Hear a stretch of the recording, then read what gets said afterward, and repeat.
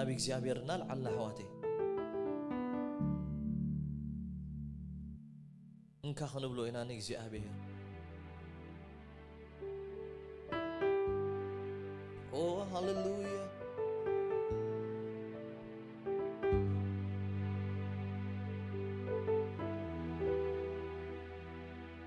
እንካ ይወዘይካ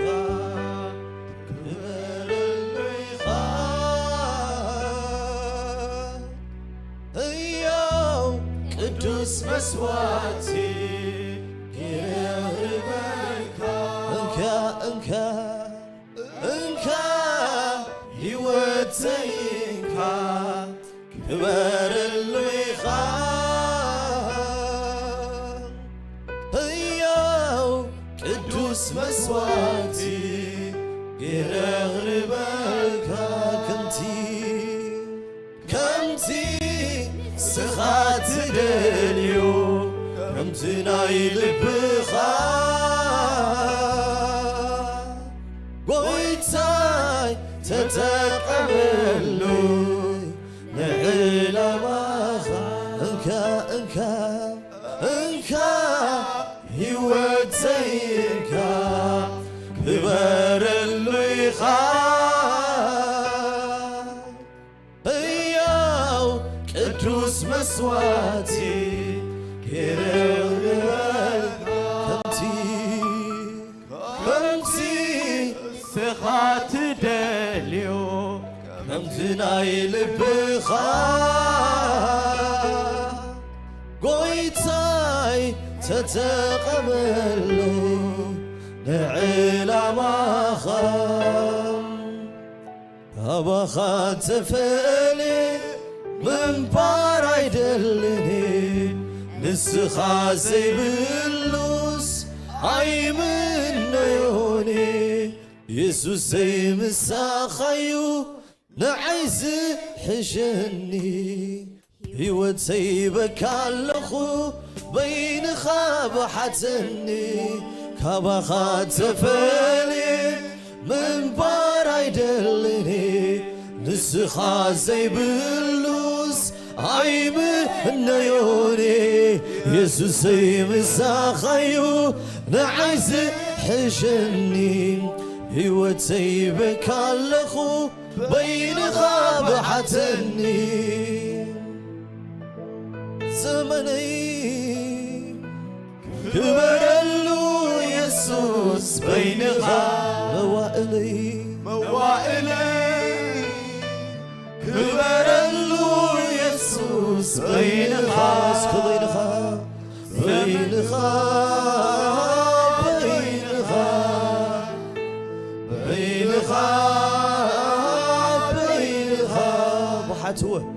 ብሓትኒ ኢየሱስ በይንኻ እስከበይዳ አልዎ በይንኻ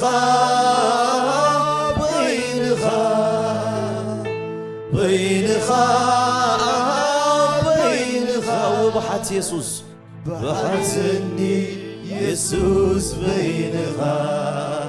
هاليلويا سكبوشتنا نتعننا نكسي أبير هاليلويا زمني كبروا لنبولو نكسي أبير موالي نسخة كبروا لنبولو هاليلويا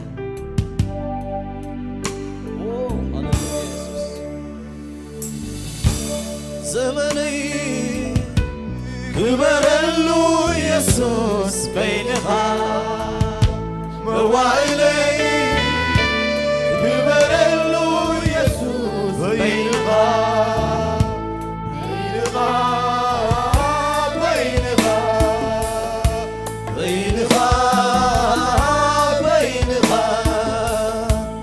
وحتني يسوس بينها اسكو بينها بلوه بينها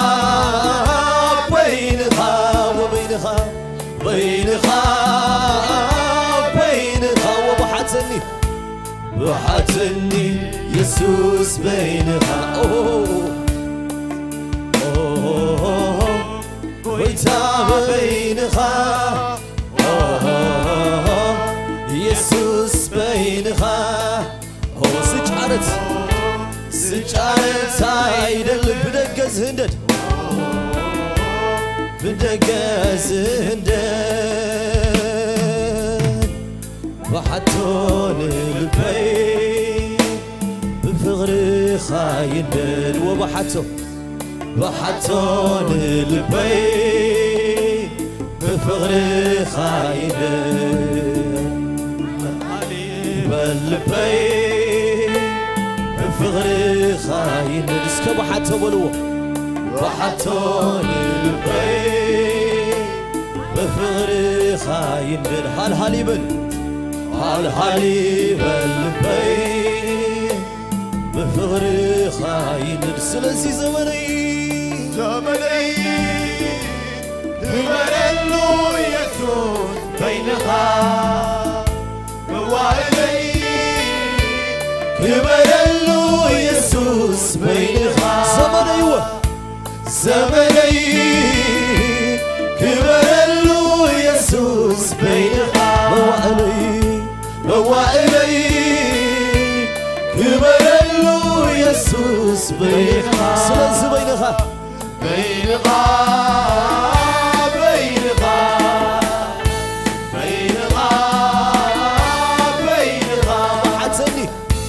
وحتني يسوس بينها اسكا بينها بلو بينها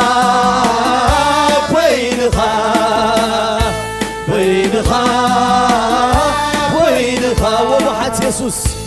وحتني يسوس بينها وبينها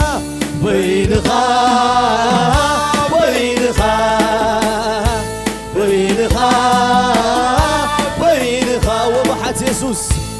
وحتني يسوس بينها هاللويا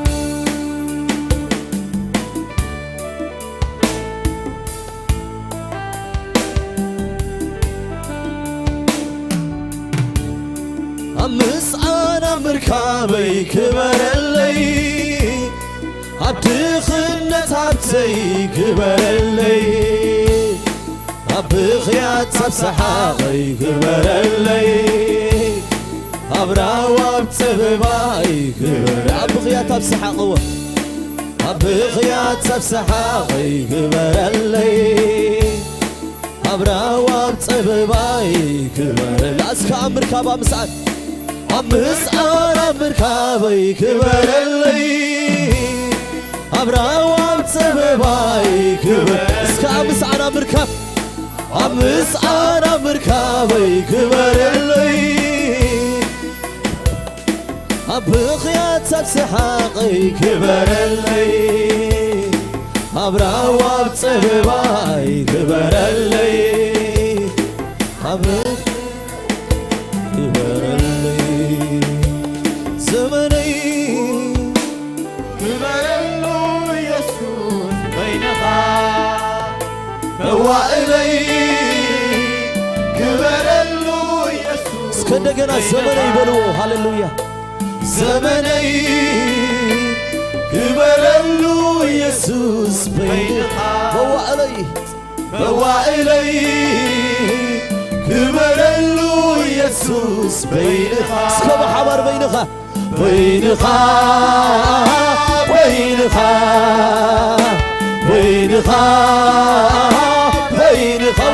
بلو بينها يسوس بينها وبحتني يسوس بينها وبينها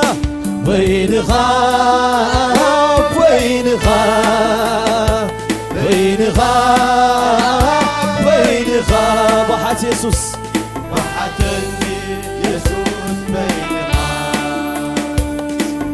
أملك اللو جوتشي راستشي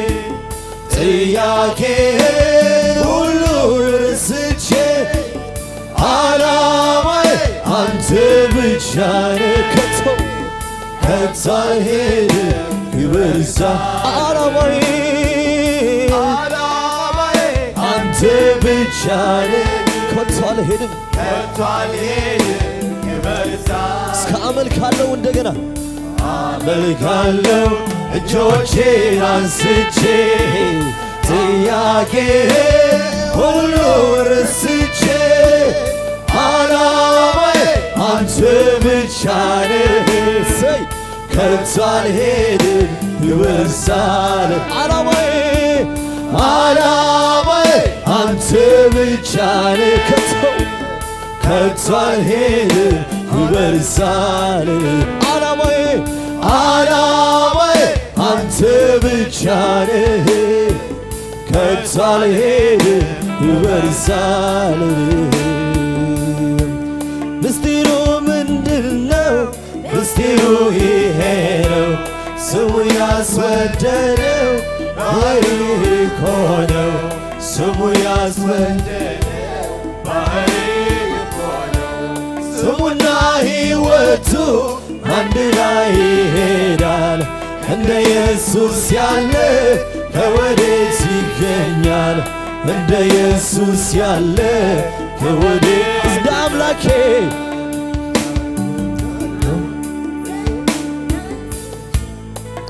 ጥያቄ ሁሉ ረስቼ ዓላማዬ አንተ ብቻ ነህ ከቶ አልሄድም ክበርሳ ዓላማዬ አንተ ብቻ ነህ ከቶ አልሄድም ክበርሳ እስከ ምስጢሩ በሉ ሃሌሉያ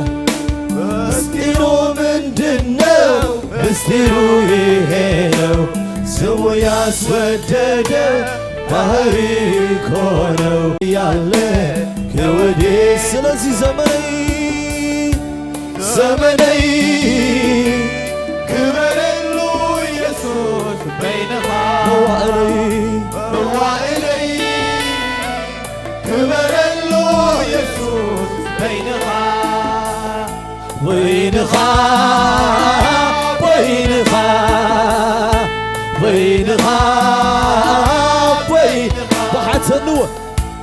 بحتني يسوس بينخا بينخا بلو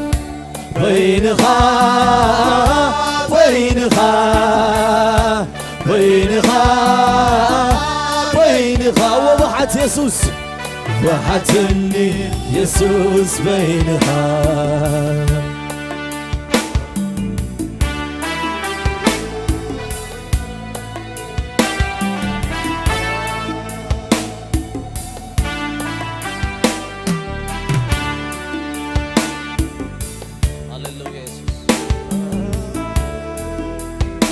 كنا تقانا نكسي أبير هاللويا كزينا نسي كزاي سمي بارك هاللويا زمننا نسي خبر له كزي أبير هاللويا يسوس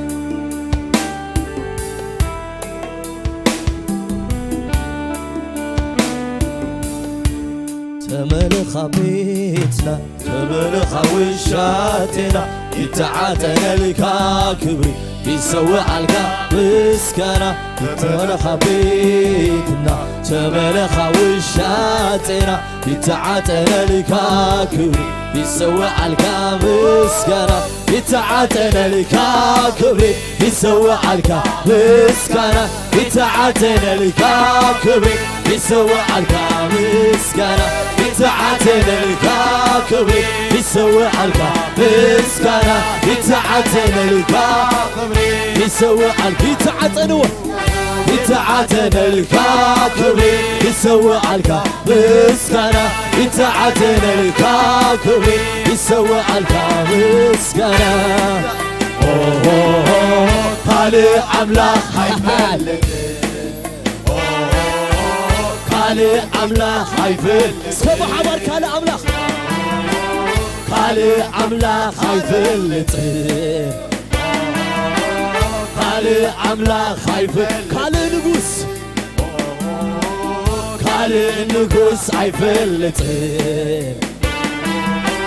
خالي نقوس هيفلت خالي قويتا خالي قويتا هيفلت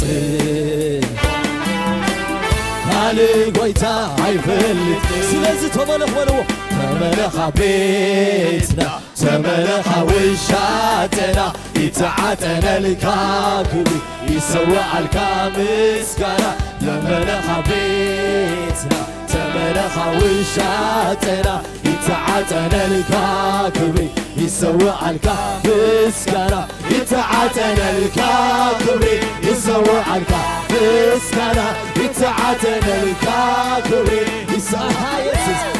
مسكنا يتعاتنا الكاكبي يسوع الكامسكنا يتعاتنا الكاكبي بعمر يتعاتنا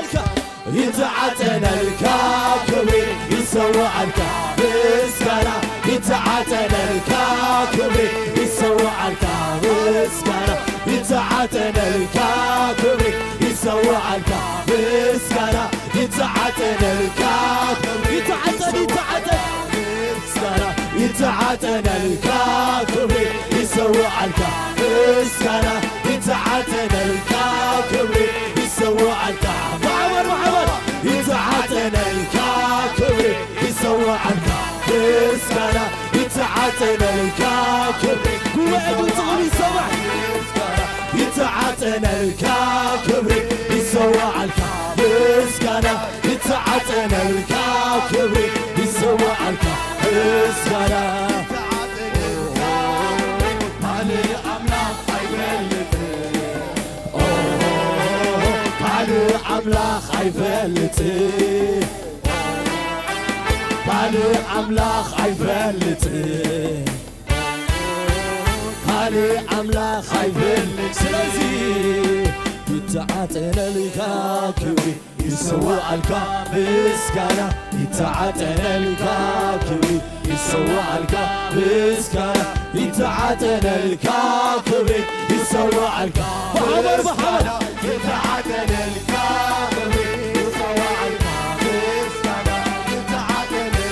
الكاكبي يسوع الكامسكنا يتعاتنا الكاكبي يسوع يتعاتنا الكاكبي يسوع الكامسكنا يتعاتنا الكاكبي يسوع يتعاتنا الكاكبي يسوع الكامسكنا يتعاتنا الكاكبي يسوع يتعاتنا الكاكبي يسوع الكامسكنا يتعاتنا الكاكبي يسوع الكامسكنا يتعاتنا الكاكبي يسوع الكامسكنا يتعاتنا الكاكبي يسوع الكامسكنا قال الأملاك حيفلتي قال الأملاك حيفلتي قال الأملاك حيفلتي قال قلنا حيفلتي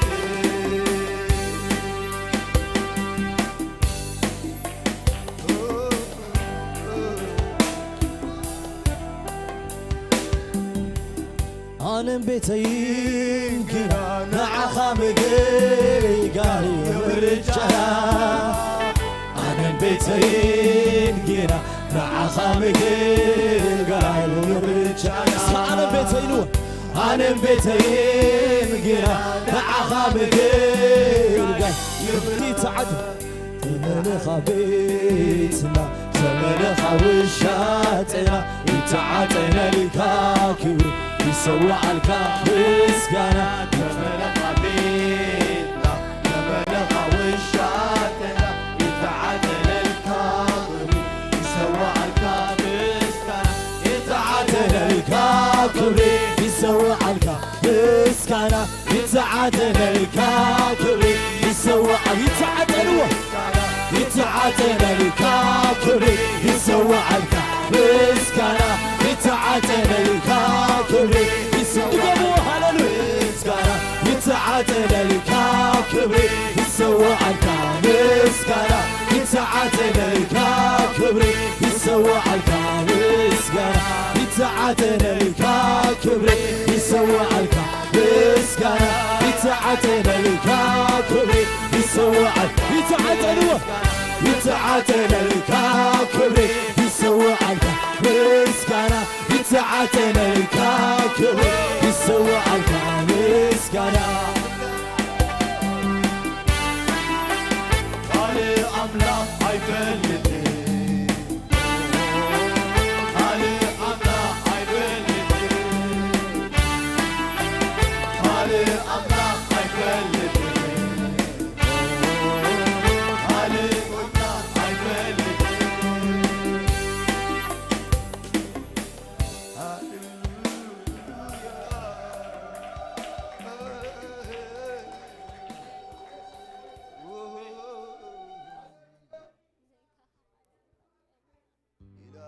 يا لافا لافا لافا ديانا مسوك رحل بيدينا مان تقول بدونا ما دينا ربوس أوه هاليلويا يسوس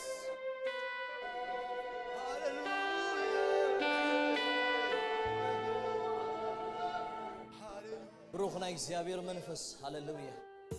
ተማላለስ ንብላለና እግዚአብሔር ሃሌሉያ ተመለለስ አቤትካ እግዚአብሔር ሃሌሉያ ጥዑምና እግዚአብሔር መንፈስ ጥዑምና እግዚአብሔር መንፈስ ሃሌሉያ እዚ ጉባኤ ተቋጣጠር ብሽም ኢየሱስ ንጽልያለና ሃሌሉያ ንስኻ ተመለኽ እግዚአብሔር ሃሌሉያ በይንኻ ግዛ እግዚአብሔር ሃሌሉያ በይንኻ ምልኽ አቦ ሃሌሉያ ዘባኻ ካላ ዓይን ፈልጥን ሃሌሉያ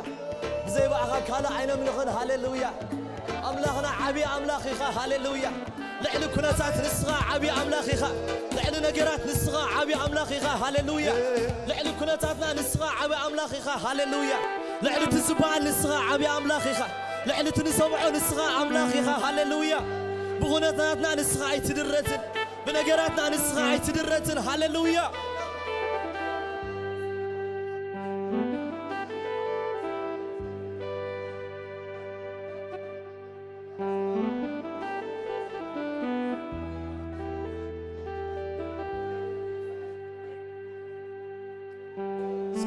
እግዚአብሔር ይባረክ ሃሌሉያ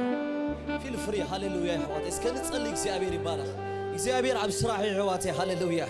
እግዚአብሔር አብ ስራህ ሃሌሉያ እግዚአብሔር አብ ስራህ ሃሌሉያ ናይ እግዚአብሔር መንፈስ ሃሌሉያ ምለኽ ንብላለና አቦ ሃሌሉያ እስኻ ግዛ ንብላለና ሃሌሉያ ለዝጉ አይን እስኻ ተቆጣጠሮ ንብላለና ሃሌሉያ እዚ ስፍራ ዚናት ካይ አቦ እዚ ስፍራ ዚናት ካይ እግዚአብሔር زمدرخ زينات كاي أبو هاليلويا يتعطن الكاشتو أبو يتعطن الكا طعم شتو يتعطن الكا أبو هاليلويا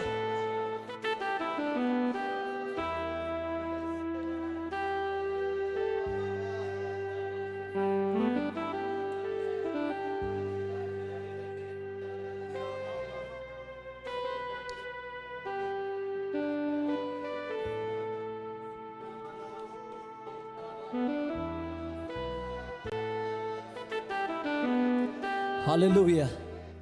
يسوس قويتا يا هاليل يسوس ودى أملاخي هاليلويا ينا كنملو خوينا آمين أما قدس زاءت تطعم شتو هاليلويا أما قدس زاءت شتو هاليلويا ساعة مخالو نسينا هاليلويا ساعة متعارو نسينا هاليلويا زيابير أمان قونا آمين أماني المسانا يا حواتي هاليلويا أملاخ مسانا يا هاليلويا زيابير مسانا أملاخ أمان قو هزبي آمين يحواتي እግዚአብሔር አብ ስራህ ሃሌሉያ ዝርዳአነ ነገር እንተሎ ሓደ ነገር እግዚአብሔር አብ ስራህ አለ ሃሌሉያ እግዚአብሔር አብ ስራህ አለ ሃሌሉያ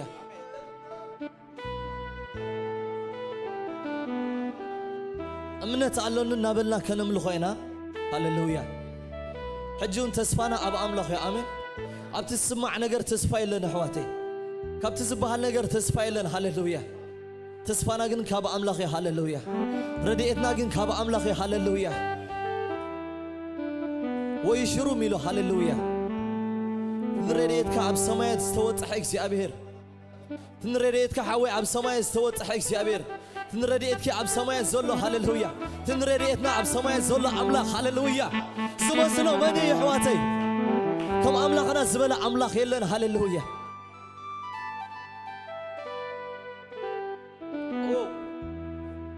እምነት አለኒ እምነት አለኒ እምነት አለኒ እምነት አለኒ አብቲ ኩሉ ዝኽእል አብቲ ኩሉ ዝኽእል አመን አመን አብቲ ኩሉ ዝኽእል አብቲ ኩሉ ዝኽእል እስከ አመን ሃሌሉያ አብቲ ኩሉ ዝኽእል አብቲ ኩሉ እስከ እምነት አለኒ በልዎ እምነት አለኒ እምነት አለኒ እምነት አለኒ እምነት አለኒ አብቲ ኩሉ ዝኽእል አብቲ ኩሉ ዝኽእል እስከ ማምለኽና አብቲ ኩሉ ዝኽእል አብቲ ኩሉ እስከ እምነት አለዎ እምነት አለኒ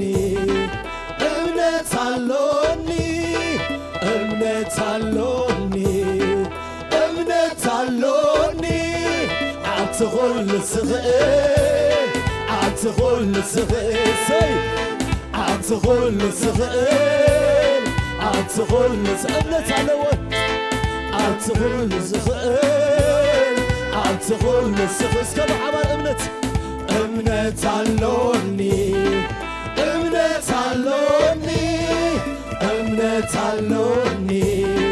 أمنت علوني أمن هللويا عتغل الصغير عتغل الصغير عتغل الصغير عتغل الصغير عتغل الصغير عتغل سلازي كمان كمان داي سفري كمان داي كمان داي سشبه كمان سفري هو كمان داي سفري كمان داي كمان داي سشبه كمان داي كمان داي سفري كمان داي كمان داي سشبه كمان داي كمان داي سفري كمان داي كمان داي سشبه كمان داي سلازي أمنت علوني أمنت علوني أمنت علوني أمنت علوني عتغل الصغير عتغل الصغير عتغل الصغير عتغل وصغير عتغل الصغير عتغل الصغير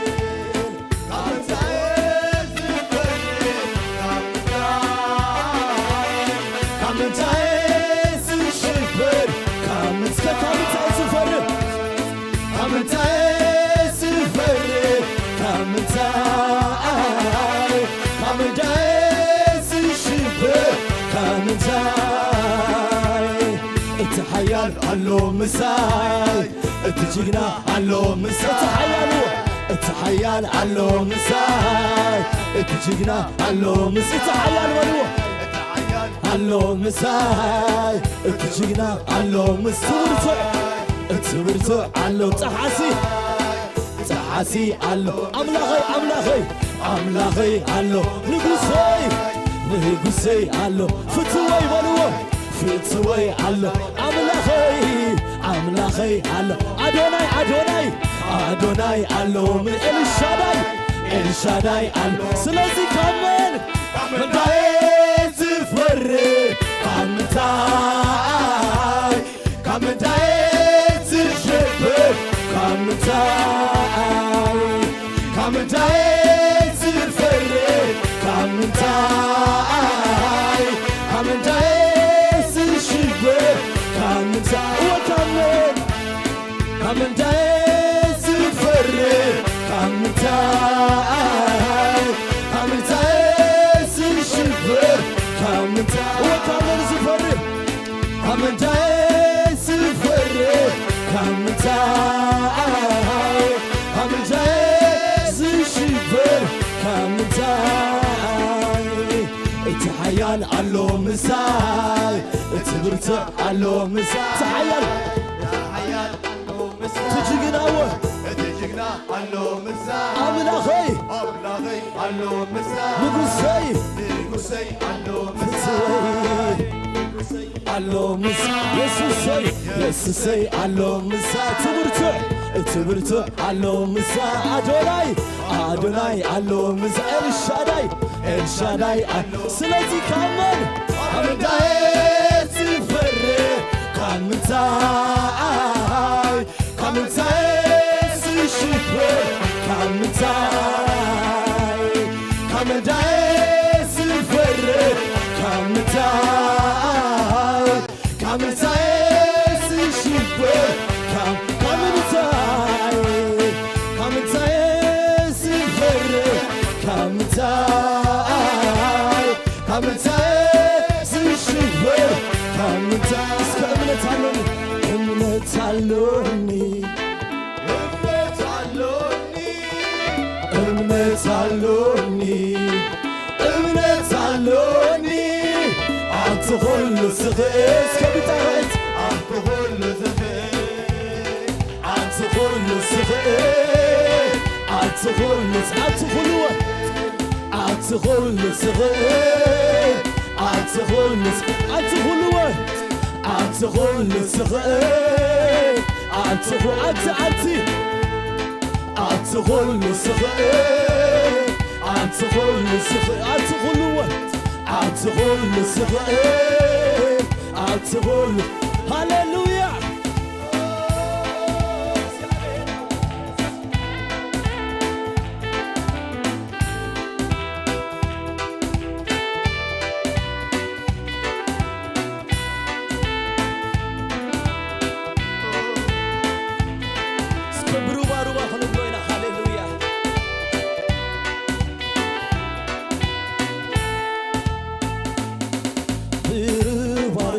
دنموت اكوا انت خدكو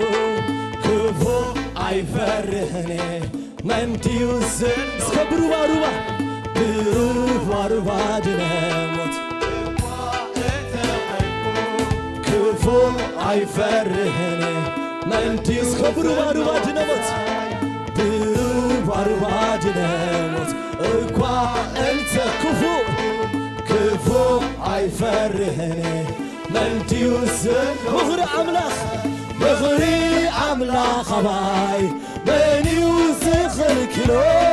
تعملاخ يزيبو بعلو ساسيمو مغري من يزت قلبتو من يوسخ قلبتو تعملاخ يزيبو بعلو سلازي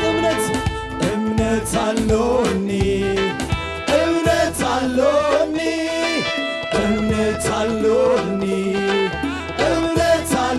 عمل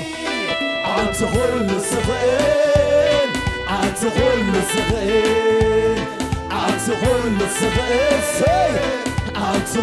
تغل الصغير مروه عاد تغل الصغير عاد تغل الصغير سلازي كمان دايس الفري كمان دايس الشفر كمان اسكندر عملوكم كمان دايس الفري كمان دايس الشفر كمان دايس الفري كمان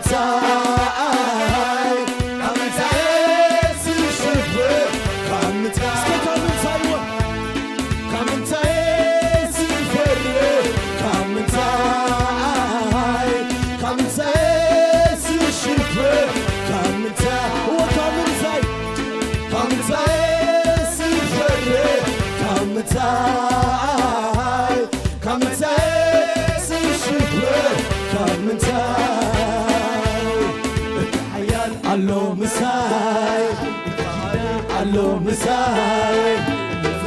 Allo Messiah, Adonai, Allo Messiah, El Shaddai, Allo Messiah, Allo Messiah, Sifre, Kamta, Skaduba, Hallelujah, Kamta, Sifre, Kamta, Kamta.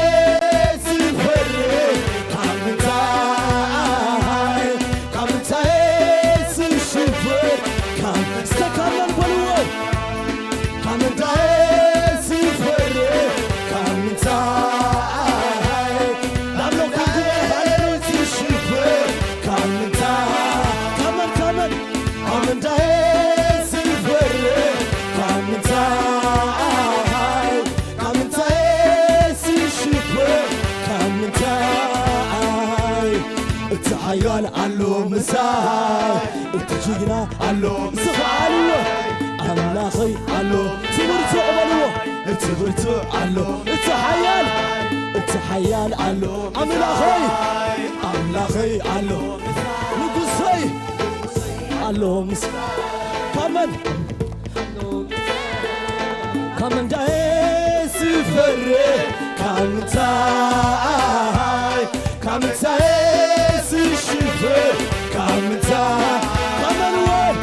Come and die.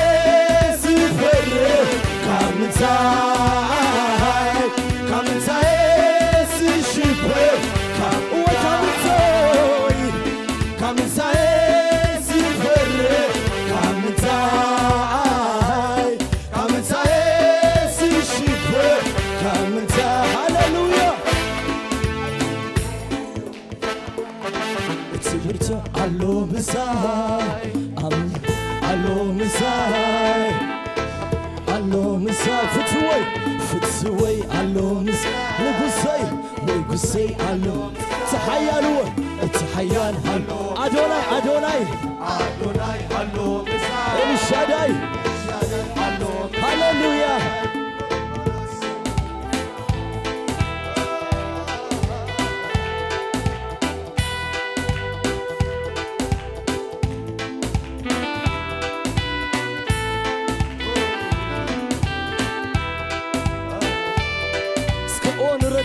በላ ከነም ልኾይና ሃሌሉያ ኢየሱስ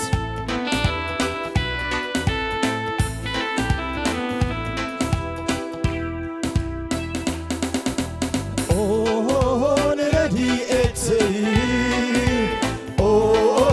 ብልዕልናኻ ሰማያት ደመስከኦ ንረዲኤተይ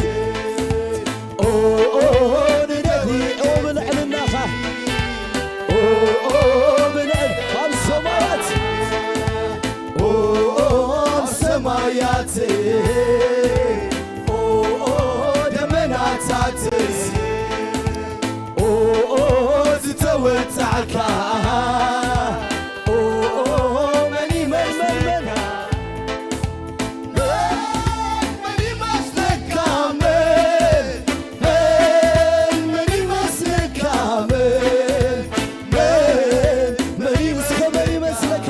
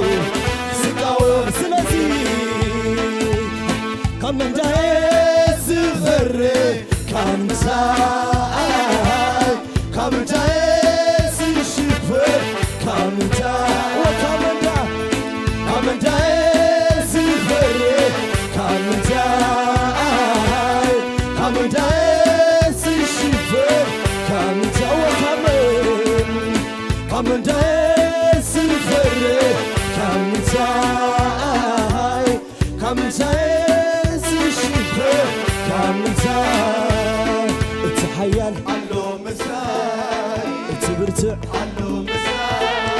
እትጅግና አሎ ምሳይ ኣምላኸይ አሎ ምሳይ ንጉሰይ አሎ ምሳይ ኤልሻዳይ አሎ ምሳይ አዶናይ አሎ እስከ ማሕበር ካመን በልዎ ዳኤስ ይፈር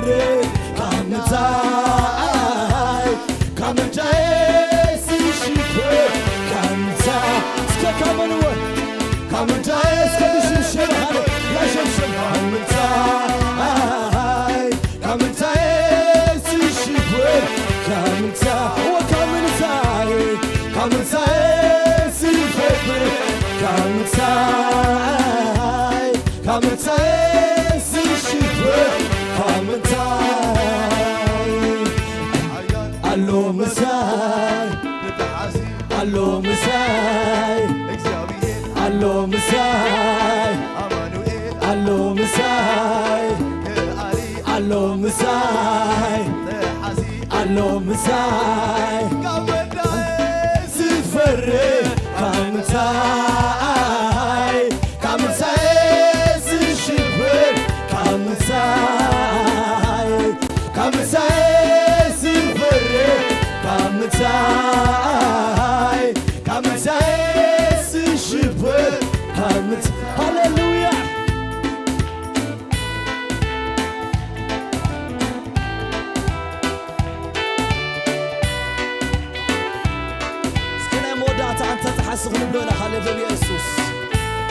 سعري آمين سنملغ عملاق نسعبي عملاق هاليلويا لو موني እግዚአብሔር አይተለወጠን ኣብ ዘመናት ሙሉ እግዚአብሔር አይተለወጠን ሃሌሉያ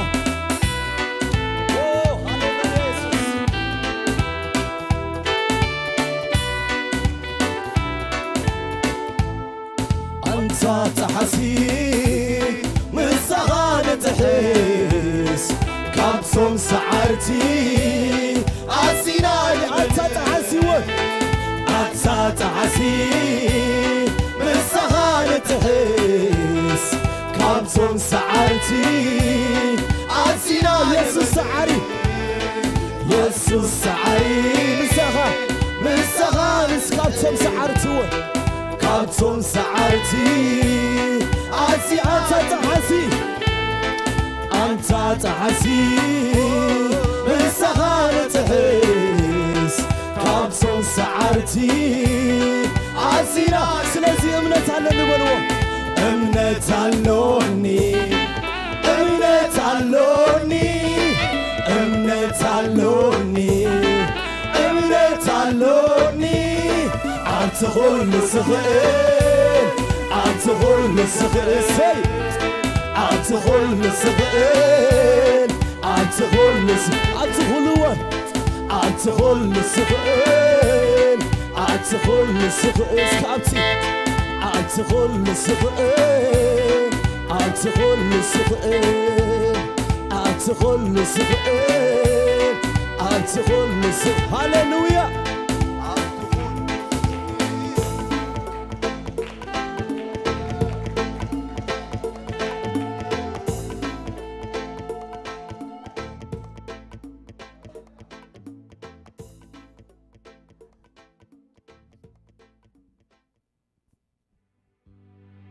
ሃሌሉያ ኢየሱስ ጥዑምና እግዚአብሔር መንፈስ ሃሌሉያ አምላኽና ዓብይኻ ንብል ኣለና እግዚአብሔር ንስኻ ሓያል ኣምላኽ ኢኻ ሃሌሉያ ኣብ ዘመናት ሙሉእ ንዓኻ ዝመስል ኣምላኽ የለን ሃሌሉያ ስለዚያ ነብስና ብተስፋ ተሓድር እግዚአብሔር ሆይ ኣብ ፀጊዕኻ ተፀጊዕና እግዚአብሔር ሆይ ኣባኻ ፅሊልና ኢና እግዚአብሔር ሃሌሉያ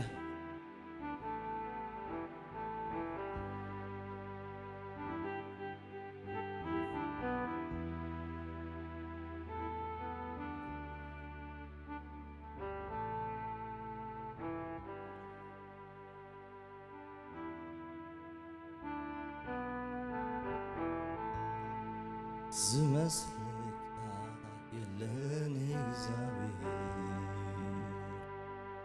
ዝመስልካ የለን እግዚአብሔር ዝመስልካ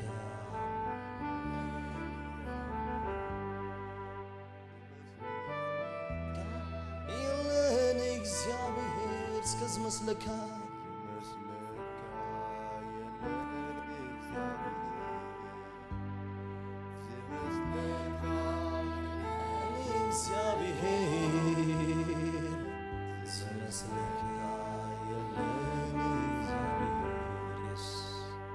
ዝመስለካ የለን ፍሉይ ፍሉይ ኢኻ ኣምላኽይ ፍሉይ ኢኻ ኣምላኽይ ፍሉይ ፍሉይ ኢኻ ኣምላኽይ ፍሉይ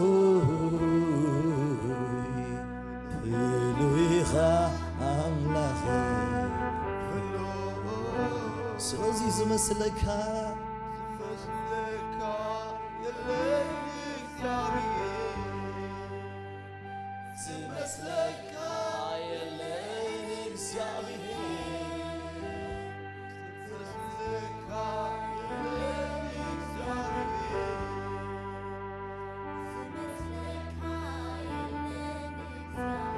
እስከ ብሓባር ዝመስለካ የለን ንበሎ ሃሌሉያ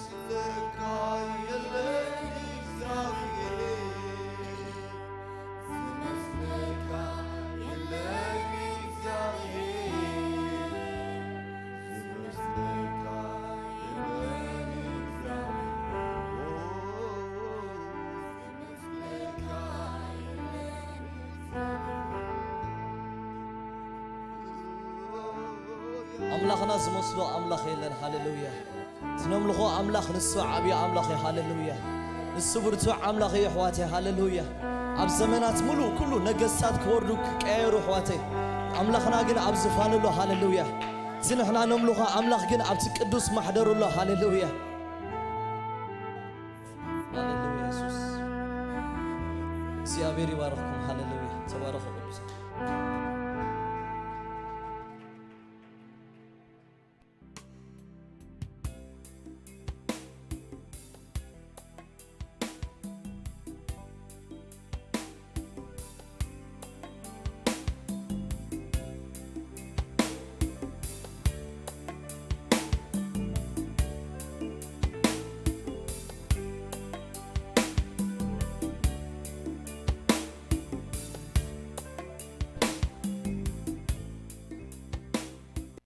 لازم እግዚአብሔር ነመስግነው ለመዘምራን ድማ እግዚአብሔር ይመስገን እግዚአብሔር ይባርክኩም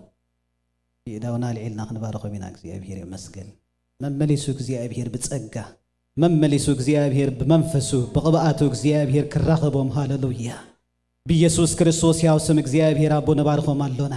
ይልምዑ አቤት ካደማ ይለምልሙ ንብላለውና እግዚአብሔር አቦ ናብቱ ዝራእ ካሎም ናብቱ ዝመደብ ካሎም ኩሉ እግዚአብሔር ከይተኸልከሉ በዓወት በጸጋ ክሰግሩ በኢየሱስ ክርስቶስ ያው ስም ንባርኩም አለና ኃይል ትልዑል የጽልሎም ንብላለውና እግዚአብሔር አጻጽምቶም ይበርትዕ ንብላለውና መንፈስ ምግላጽ ከይወሐዘሎም ንብላለውና በሐዲስ ዘይት ይቀቡ ንብላለውና ጸላ ደልዩ አይከቦም ንብላለውና በኢየሱስ ክርስቶስ ያው ስም ንባርኩም አለና በኢየሱስ ክርስቶስ ያው ስም ንባርኩም አለና በኢየሱስ ክርስቶስ ያው ስም ንባርኩም አለና በኢየሱስ ክርስቶስ ያው ስም በሐዲስ ዜማ ይባረኩ በሐዲስ ቃልካ ምግላጽ ይባረኩ ንብላለውና በጎይታ በኢየሱስ ክርስቶስ ያው ስም አሜን ክብርና አምላክ ይሁን ተኺልና ናብ ቃል አምላክን ሐልፊና ሎም ዘገልግለልና ፓስተር ቴዲ ጎይታ ይባረክ ኢየሱስ ክርስቶስ ጎይታዩ ነፍስ ወከፍኩም نجيابير سلام زحلكم سلام مسخم يخون جيابير واركم كعب دحنا بيت جيابير مسخم بتوم بزي زل مخنيات دما بزل خنتات مخنيات أبايتكم زلكم نجيابير سلام نجيابير محرت نجيابير صقا كبيت جيابير نلق خالنا كبرنا أملاخ يخون كمك أنينا كل سلامي جيابير يبارك ኢየሱስ ክርስቶስ ጎይታዩ እትጽዋዕና አምላኽ ምሳና አሎ ክብርና አምላኽ ይሁን መዘምራን እግዚአብሔር ባርኩም ስለ ጽናሕና ጥዑም ዝኾነና ያምልሆ ጊዜ እግዚአብሔር አብዝሒ ባርኩም ክብርና ጎይታ ይሁን ሃሌሉያ ስለዚህ ከምት ዳዊት ደበሎ ናብ ቤት እግዚአብሔር ንኺድ ምስበሉ ነሲ ተሐጎስኩ ከም ዝበለ ተሐጉስኩም መጽኹም ኣለኹም ክብርን ጎይታ ይሁን ተሐጉስና መጽና ኣለና እግዚአብሔር ድማ ኣብ ቤቱ ሓጎስ ስለ ዘሎ ሓጎስ ከኣኩስ ኸልናዩ ክብርን ጎይታ ይሁን ኢየሱስ ጎይታዩ እግዚአብሔር ኩሉ ጊዜ አብቃልዩ ክብርና አምላኽ ይሁን ናይ ሰብ ለውጢ ዝመጽእ እምበር ናይ አምላኽ ለውጢ የለን ወይ ከኣኒ ሐሳብ ኣብ አምላኽ ለውጢ የለን እግዚአብሔር ይባረኽ እቲ ነፍስ ወከፍ ኣብ ልዕሊ ነፍስ ወከፍና ዘለዎ ጽቡቕ ዝኾነ ሐሳብ ንዚ ኣይልወጡን እግዚአብሔር ይመስገን ስለዚ በዚ ነገር እዚ ክንሐስብ ብጣዕሚ ጽቡቕ እዩ أملاخ نعاي أملاخ نعاقي أملاخ نعاقا أملاخ نعانا كم حبرت أم نفس وقفنا زلوا حساب صبق حساب مخانو يا بير مسكن أزي بما نم نجر زي لوت نجر يا بير مسكن كبرون قويتا يخون يسوع كريستوس قويتايو سلازي ولد دكان دكام كسع كندي كم زف قروم نرق لنا يا بير مسكن كسع كندي دقات سناي سماي أبونا نعنا أزيو زي حلونا زي تنقلنا زي قاسينا زي فكرنا يا بير يبارك كبرون قويتا يخون سلازي زعمت زي عمت نتايو عمتنا يسكنبل عمتنا يا أبير مسكن أملاخ مسؤزخانة سب زعمت يا أبير يبارك كبرن قوي تايخون سلازي خين تراتر كين فرح دماغ يا أبير كسع مودة عالم كل ما عتم سخاتكم يلنا لك قالوا سلازي زك على زند حرحزنا زك على زي نزعمت زي خساقرنايو صلاة حشر كبل كلك يا أبير مسكن زك على زي نسددلو زك على زي سيفيو زك على زي امنيو يا أبير مسكن لك كم تداويت نسألأيو بأمن غير زن حالو نسألأتنا ننهللو قال دما زك قال ناي زعمت زك يا أبير هيبنا له كبرن قويتا يخون سلازي صلاة حشر كبل كله نحسب صلاة حسو صلاة انت يقبرني أيسمعني يا أبير مسكن آمين نحسو صلاة كيسمعو እዝነይ ሓቲሜ ዝበሎ ከም ዝገብሮ ኣምላኸይ የኣምኖየ ክብርና ኣምላኽ ንሓሰብ ጸላኢ እዝና እንዳዓፀና ንሓሳብ ኣምላኽ ግና ኣምላኽ ከም ዝገብሮ እንዳኣመና ክንምርሽ እግዚአብሔር ይደልየና እግዚአብሔር ይባረኽ ክብርን ጎይታ ይኹን እስከ ንጸልይ ሃሌሉያ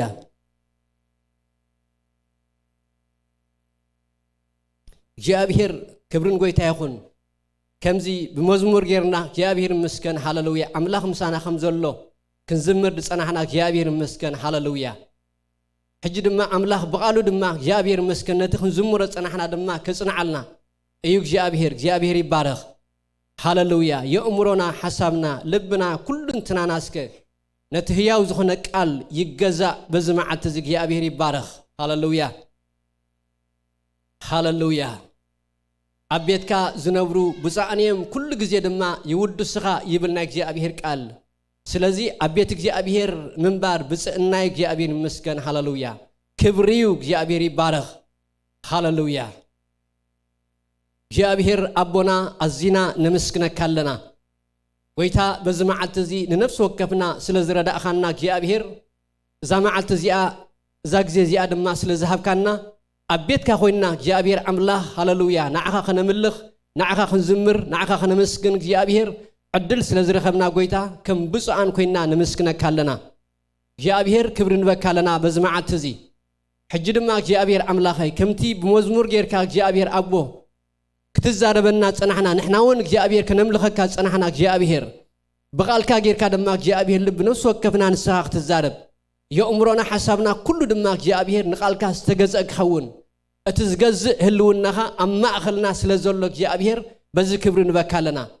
ግዜና ሰዓትና ኩሉ ጎይታ ንስኻ ሕለፎ ኩሉ ናይ ጸላኢ ሓሶት ናይ ጸላኢ ምኽሪ ድማ በኢየሱስ ክርስቶስ ያው ስም በቲ ተዋህበና ናይ ውልድነት መሰል ንኣስሮ ኣለና ግዜና ብህልውናኻ ዝተመልአ ይኹን ብጎይታ ብኢየሱስ ክርስቶስ ያው ስም ኣሜን ሃሌሉያ ደጊመ ሰላም ይብለኩም ሰላም ኣብ ህይወትኩም ሰላም ኣብ ጥዕናኹም ሰላም ኣብ ናብራኹም ሰላም ኣብ ኣገልግሎትኩም ሰላም ምሳኹም ኣብ ዝተሓሓዝ ዘበለ ኩሉ ይብዛሕ ሃሌሉያ ናይ እግዚአብሔር ቃል እግዚአብሔር ይመስገን ተሓለፈ ንሓድሽ ዓመት ተዋህበና ቃል ንዒና እግዚአብሔር ይመስገን ክንቅጽሎ ስለዚ ጎይታ ከም ዝበሎም ማለት እግዚአብሔር ይመስገን ወንጌል ማቴዎስ ምዕራፍ 28 ደሎ ሓሳብ ካብኡ ተበጊስና እግዚአብሔር በዚ መዓልቲ እውን ክዛረበና እግዚአብሔር ይመስገን ከምዚ ይብለና ተቃል ኣምላኽ ብሽም ኢየሱስ ክርስቶስ ከምብወየ ካብ 16 ወንጌል ማቴዎስ ምዕራፍ 28 ካብ 16 ንታሕቲ እቶም 11 ደቀ መዛሙርቲ ከዓ ናብቲ ኢየሱስ ዝኣዘዘም ከረን ገሊላ ከዱ ምስ ረኣይዎ ሰገድሉ ገሊኦም ግና ተወላወሉ ኢየሱስ ቀሪቡ ከምዚ ኢሉ ተዛረቦም ኣብ ሰማይን ኣብ ምድርን ኩሉ ስልጣን ተዋሂብኒ ኣሎ ስለዚ ኪዱ ንኩሎም ህዛብ ብስም ኣብን ወድን መንፈስ ቅዱስን ናጥመኩም ዝኣዘዝኩም ኩሉ ክሕሉ ከዓ እናመሃርኩም ደቀ መዛሙርቲ ግበርዎም እንሆ ድማ ኣነ ክሳዕ መወዳእታ ዓለም ኩሉ መዓልቲ ምሳኻትኩም እየ እስከ ንድገማ ብሓባር ዛ ቃል እዚኣ እንሆ ድማ ኣነ መን ዝብል ኣሎ ኢየሱስ ይድብል ኣሎ እግዚአብሔር ይመስገን እንሆ ድማ ኣነ ክሳዕ መወዳእታ ዓለም ኩሉ መዓልቲ ምሳኻትኩም እየ እንሆ ድማ ኣነ ክሳዕ መወዳእታ ዓለም ኩሉ መዓልቲ ምሳኻትኩም እየ ኣሜን ክብርና ኣምላኽ ይኹን ስለዚ ኢየሱስ ክርስቶስ እንታይ ሂብዎም እንታይ ተስፋ ሂብዎም ንሱ ክሳዕ መወዳእታ ዓለም ኩሉ መዓልቲ ምስኦም ከም ዝኸውን ንዓና እውን ካብዚ ብዘይፍለ ማለት እግዚአብሔር ይመስገን ቤተ ክርስቲያን ስለ ዘላ ደቀ መዛሙርቲ ስለ ዘለው እግዚአብሔር ይመስገን ዝድሕኑ ሰባት ስለ ዘለው እግዚአብሔር ይባረኽ ከባታቶም ብዘይፍለው ንዓና ክብርን ጎይታ ይኹን ኢየሱስ ክርስቶስ ክሳዕ መወዳእታ ዓለም ኩሉ መዓልቲ ምሳና እዩ يابير يبارك كبرنا أملاك يخون سلازي أرسنا إنه دما أنا كسع مودة تعلم كل معتي مساخاتكم إيه زبل قال إيو يابير مسكن مساخاتكم كخونية زي كونس مساخاتكم إيه أي فلانية كبرنا أملاك سلازي سب بوزح من قدي مساخات أنيح كفلا يخليو يابير مسكن أتزي فلا جن مني نحريلنا جاء بيهري بارخ أب كل أوان أب كل جزية أب كل خناتات زي فلا زي رحق يابير مسكن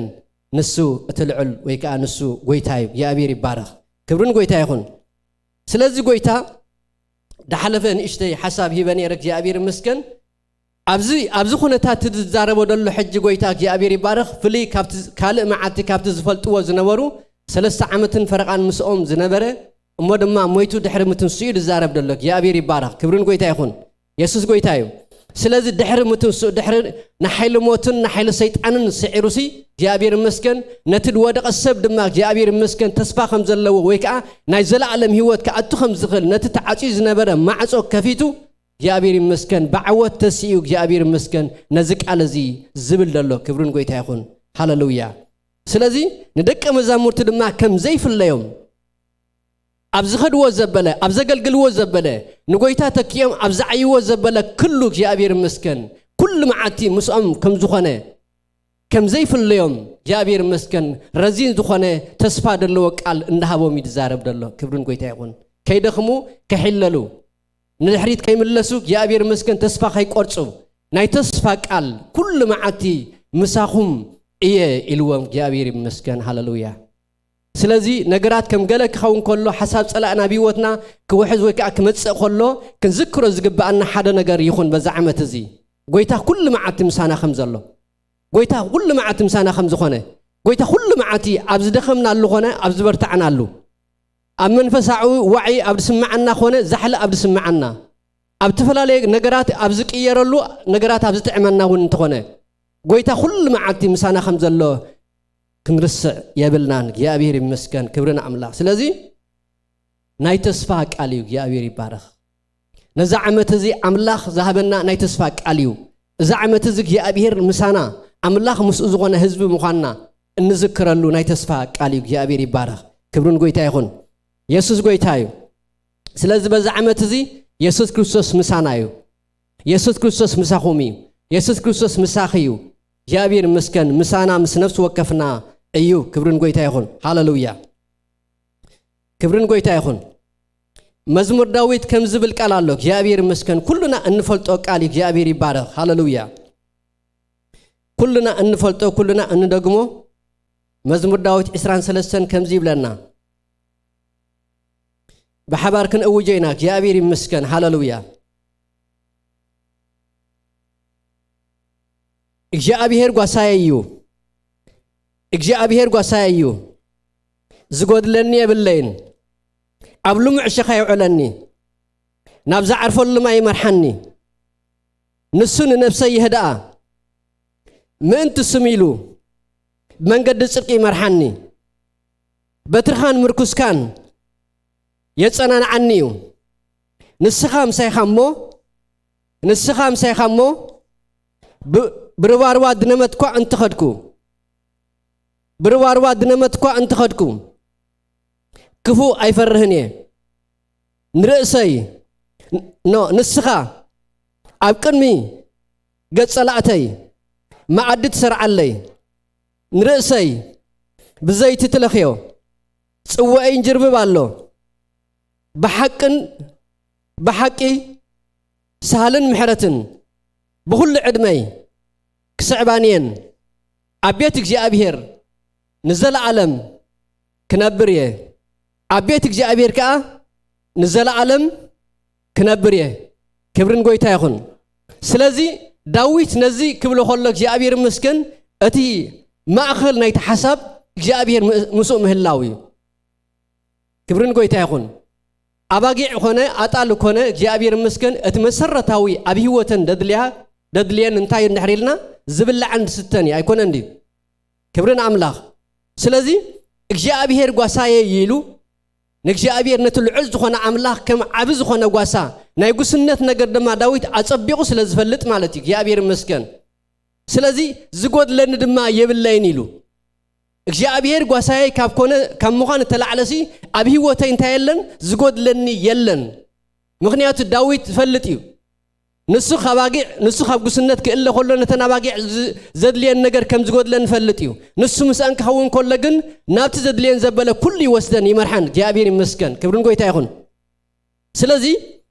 እግዚአብሔር ጓሳዩ ዝጎድለኒ የብለይን ኣብ ልሙዕ ሸኻ የውዕለኒ ንበጊዕ እቲ መሰረታዊ ነገር ዝብላዕ እዩ ንዓይን ንዓኻትኩም ከዓ እቲ መሰረታዊ ነገር ዝብላዕ ድማ ቃል ኣምላኽ እዩ ሰብ ቃል ኣምላኽ እምበር ብንጀራ ጥራይ እንታይ ይገብርኒ አይነብርኒ እግዚአብሔር ይመስገን ክብርና አምላኽ ስለዚ እግዚአብሔር ጓሳይና ካብ ምዃን ተላዕለ እግዚአብሔር ይባረኽ ልክዕ ከምቲ ጓሳ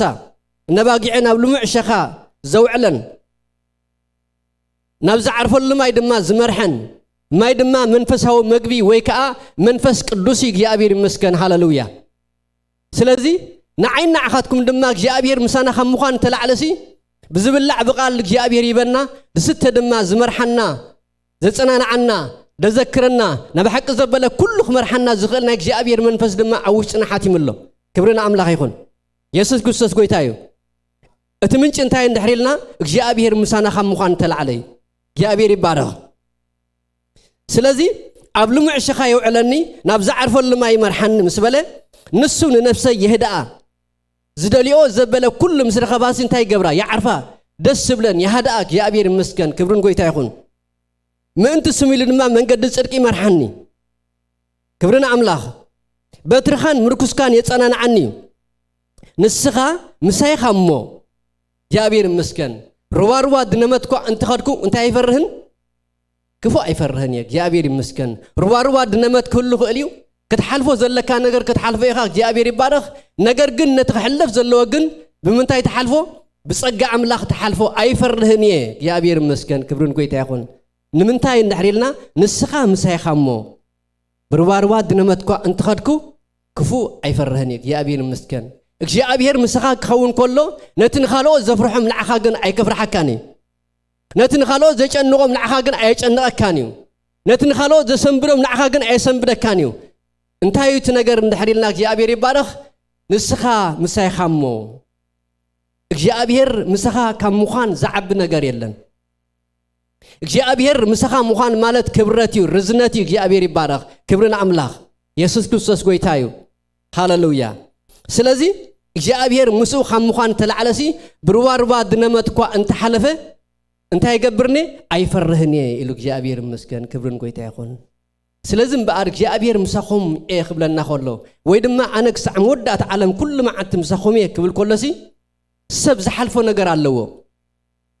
ኣብቲ ዝሓልፎ ዘበለ ነፍስ ወከፍ ሰብ ግን እግዚአብሔር ይመስገን እቲ ዝዓበየ ነገር ክንዝክሮ ዘለና ግን እግዚአብሔር ምሳና ኣሎ ክብርና አምላኽ ኢየሱስ ክርስቶስ ጎይታ እዩ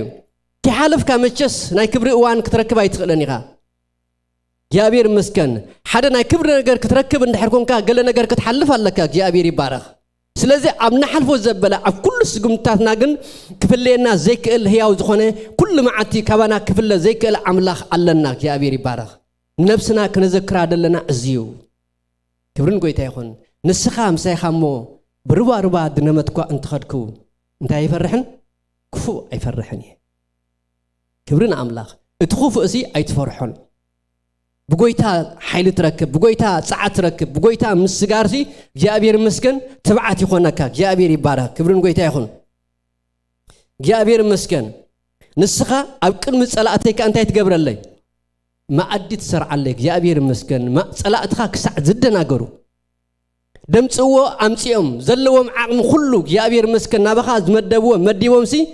ኣምልኾኻ ኣይተቋርጽን እግዚአብሔር ይመስገን ምስጋናኻ ኣይተቋርጽን እግዚአብሔር ይባረኽ ንኣምላኽ ምእማንካ ኣይተቋርጽን ክብርን ጎይታ ይኹን ክብርን ኣምላኽ ይኹን ስለዚ ይደናገሩ ክብርን ኣምላኽ ይኹን ንስኻ ኣብ ቅድሚ ጸላእተይ እንታይ ትገብረለይ ማዕዲ ትሰርዓለይ እግዚአብሔር ይመስገን ኣምላኽ ኣብ ቅድሚ ጸላእትና ማዕዲ ሰሪዕልና ኣሎ ማለት እዩ በዛ ዓመት እዚ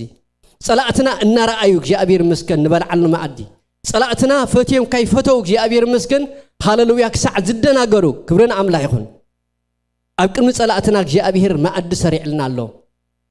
እቲ ዛዕበየ ህልውና ናይ እግዚአብሔር ምሳና ስለ ዘሎ ማለት እዩ እግዚአብሔር ይባረኽ ንስኻ دما تايتقبر نرأسيك أب زيت تلخيو يا أبير مسكن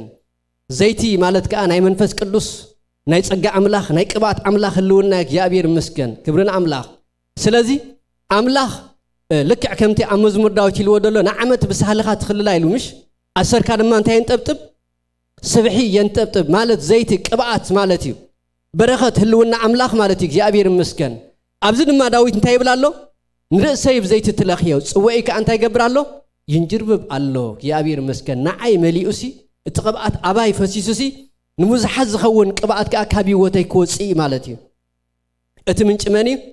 نسو مسؤوم مهلاوي يا أبير يبارك أملاخ مسانا كان مهلاو تلعل دماغ يا أبير مسكن رأسنا بزيتي يا أبير مسكن ينجرب أنجربي بدمان نبوزحات نبرخز خون نجر كبانا يا أبير يوتس يا أبير مسكن نسو مسانا كم مخان التلعلة مالتك يا أبير يبارك بسهلن بحق سهلن محرتن بقول عدمك سعباني عبيتك يا أبير كأ نزل علم كنبر أيه أتزمبرنا من يندحريلنا ناتنا طبب ناتنا مسلاي ناتنا اتنتن مقبار أيكونن السو أقدا سكات خونه أتزعبي نجرجن يا أبير مسكن أتيك يا أبي ذهبنا تسبع كل جزء مسانا مهلاو نسو عبيتك نبر يجبرنا يا أبير يبارك يسوع قويتاي سلازي بزعمت زي يا أبير قاساينايو يا أبير قاساينايو كبرنا أملاخ نفس وقفنا زخون قسنة الله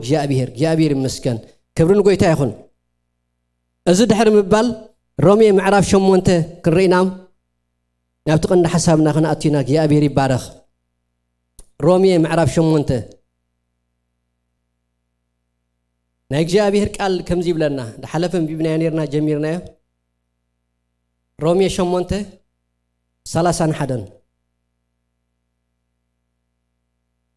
امبارسي بزعباز نجازي انتي كنبلينا أملاخ مسانا خابكونه منيو زكاو منا نحيتو ملكتي زقبر دولة باولوس كي أبير مسكن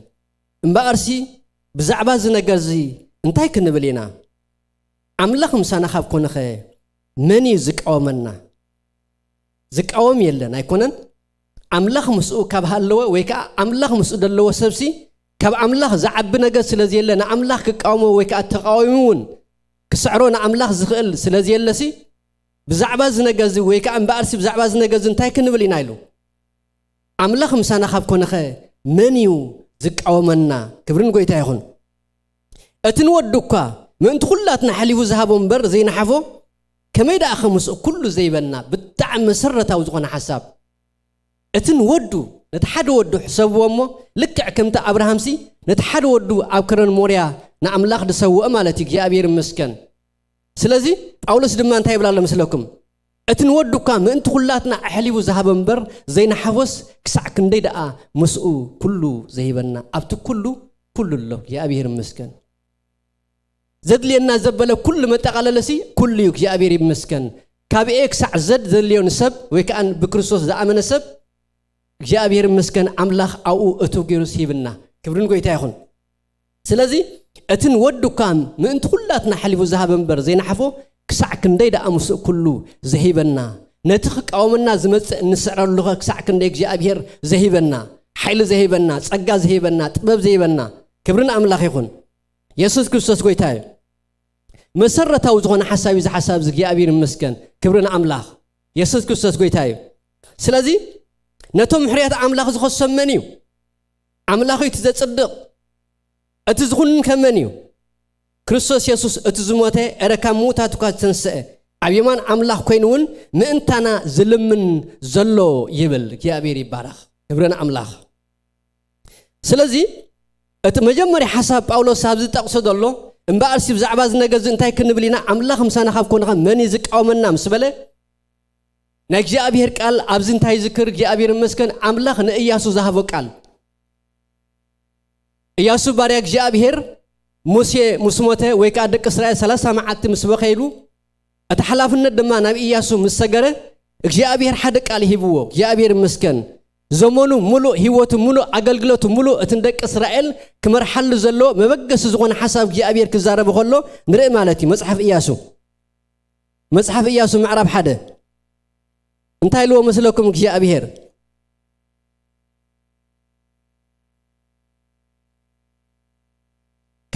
ካብ ምዕራፍ 1 ካብ ቁጥር 3 ክጅምር ከምቲ ንሙሴ ተዛረብክዎ